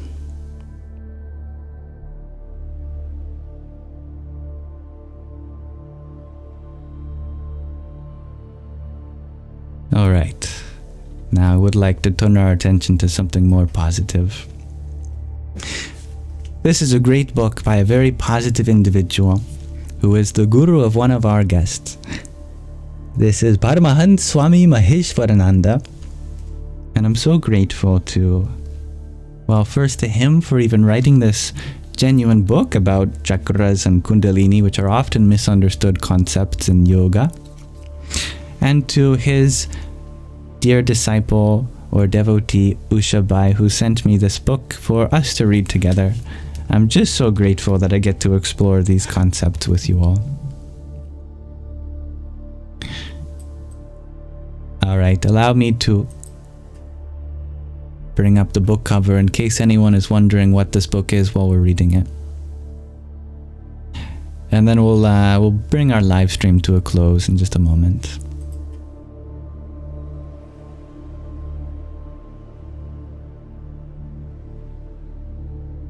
So we're diving deep into the nature of the Anahata chakra, which is the heart center. And we are going into another story relating to some of the aspects of our heart.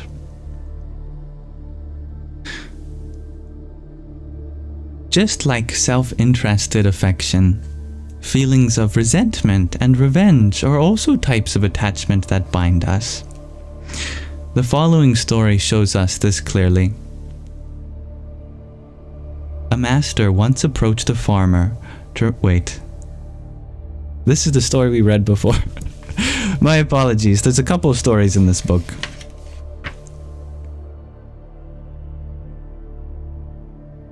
Wait, is it the same story?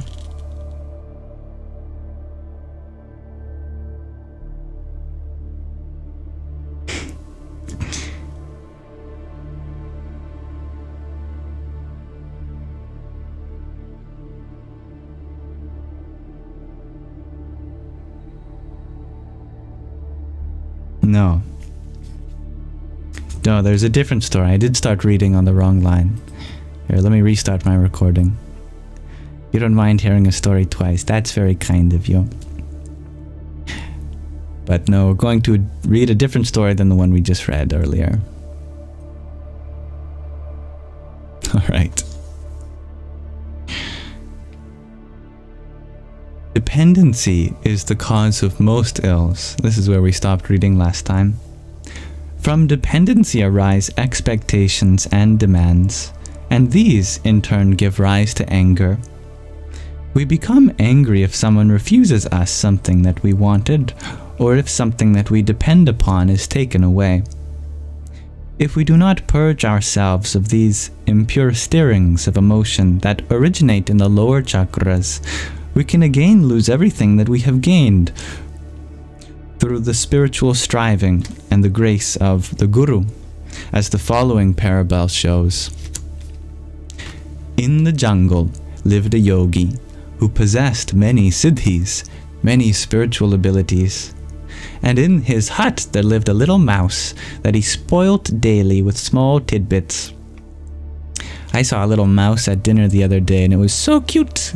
It must have been just a baby or however old it was, because it was just the size of like a thumb. Even its tail was so short. Every time the servers were going back and forth, I would throw a little piece of bread towards the little mouse and he would come out and eat it. Anyway, let's see if there's a lesson for me to learn from that too. One day the mouse lamented, "Master, I am so unhappy." "What makes you unhappy, little mouse?" asked the master. "I am scared of the cat that prowls around your hut," squeaked the mouse. The master said, "You need not live in fear any longer. I will turn you into a dog." But one day, the dog ran to the yogi barking and trembling in agitation. "Master, I am terribly afraid because there is a gigantic tiger roaming the woods." "I will change you into a lion," decided the master. "Then you need not fear of the tiger anymore." So, through the grace of the master, a small mouse became a mighty lion. One day the yogi kicked a stone and sustained a small wound. Without thinking of it again, he lay down in the evening and went to sleep. Attracted by the smell of the blood, the lion approached and licked the open wound of the yogi. The yogi went to pull the foot closer, but the lion held it firmly with his paw. Growling, and a dangerous gleam shone in his eyes. He forgot everything the master had taught him and had done for him, and his greatness and power had been given by the master. But the predatory instinct gained the upper hand. The master recognized this, and with a movement of his hand changed the lion back into the little mouse he had once been before.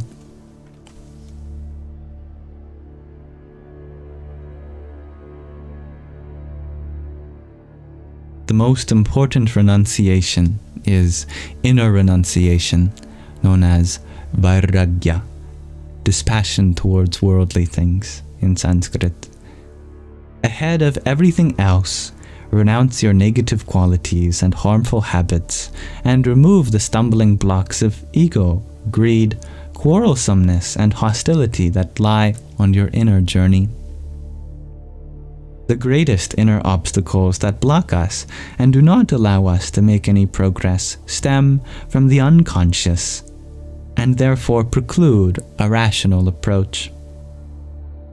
An effective and helpful technique to bring light into the hidden crevices of our psyche is offered by self-inquiry meditation, Atma Vicharya, as it's called in Sanskrit. And the specific practice of self-inquiry meditation, as taught by the same author, is outlined in his other book called Yoga in Daily Life, The System, if anyone wants to check that out. It is recommended that this method be practiced within the framework of a meditation course, under the guidance of a teacher of the system, Yoga in Daily Life. But letting go is very difficult for us all. It gives rise to fear and defensiveness within us, because we are dependent upon our habits, even if they harm us or cause pain. We believe that we will lose our identity, our purpose in life, but the exact opposite is the case. Vairagya liberates us from fear and sorrow. Vairagya means to love all. Vairagya is love.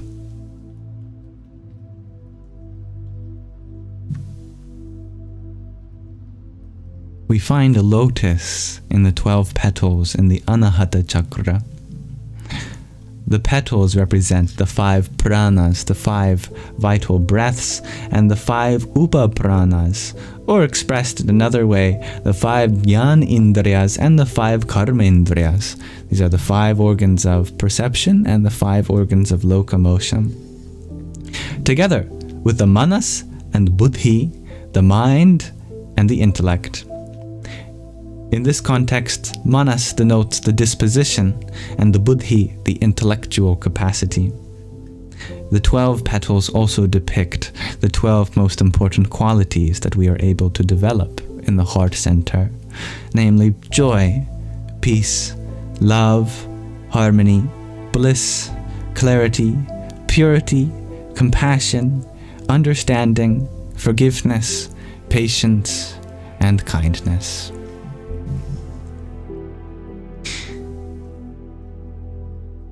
To live with an open, loving heart means to awaken and cultivate these 12 qualities. When we sprinkle the lotus of the Anahata Chakra with the water of bhakti, loving devotion, these 12 petals blossom into the celestial flower of universal love, the fragrance which delights everyone. So, thank you for listening. And with that, we'll pause our reading of the hidden power in humans there for now. So thank you for listening.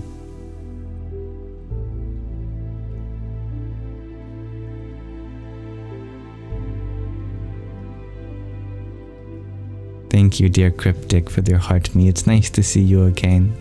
I am doing well. Thank you for asking. Radhe Radhe. And thank you, dear Ushabai, for the flowers you've sent too. Om Namah Shakti Shivaya. Thank you, Jai, for the naughty chicken. What did this chicken do? He didn't look twice before crossing the road. Hari Om Tat Sat. Thank you, Advitam, for your pair of roses. Jaya Sitaram. And Ragnhildor, thank you for your beautiful swan. Brahm Bhairavaya Namo Namaha. Auntie, thank you for your pair of tiny tinies. Yippee! And your pair of finger hearts. And your 5 roses. And another pair of tiny tinies. Yahoo! And thank you, Advitam, for your rose as well. Hari Om Tat Sat.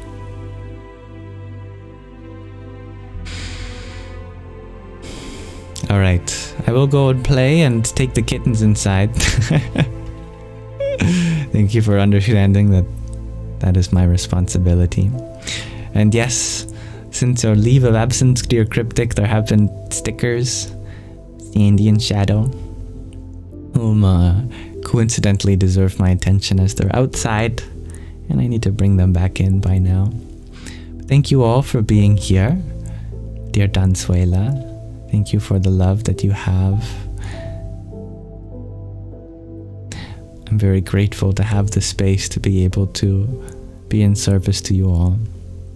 Please let me know in any way in which I can be a better host next time, and I will accommodate your experience to the best of my capacity. I will upload this live to the Yamsox Live's YouTube channel if anyone wants to get something more out of it. No ads, completely free. And may this live stream be an offering to the divinity within you. Om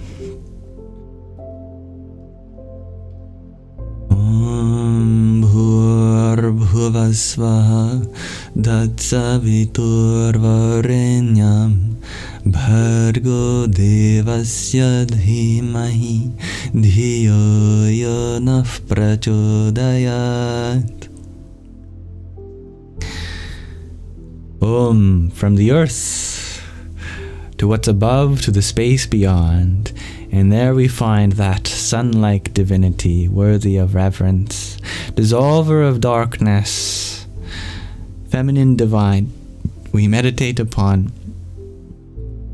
Intellect of ours, may you enlighten. Gayathuri. Regardless of what time it is for you, maybe it is your night, maybe it is your morning, maybe it's something in between or beyond, may you have a beautiful rest of your present moment. Namaste.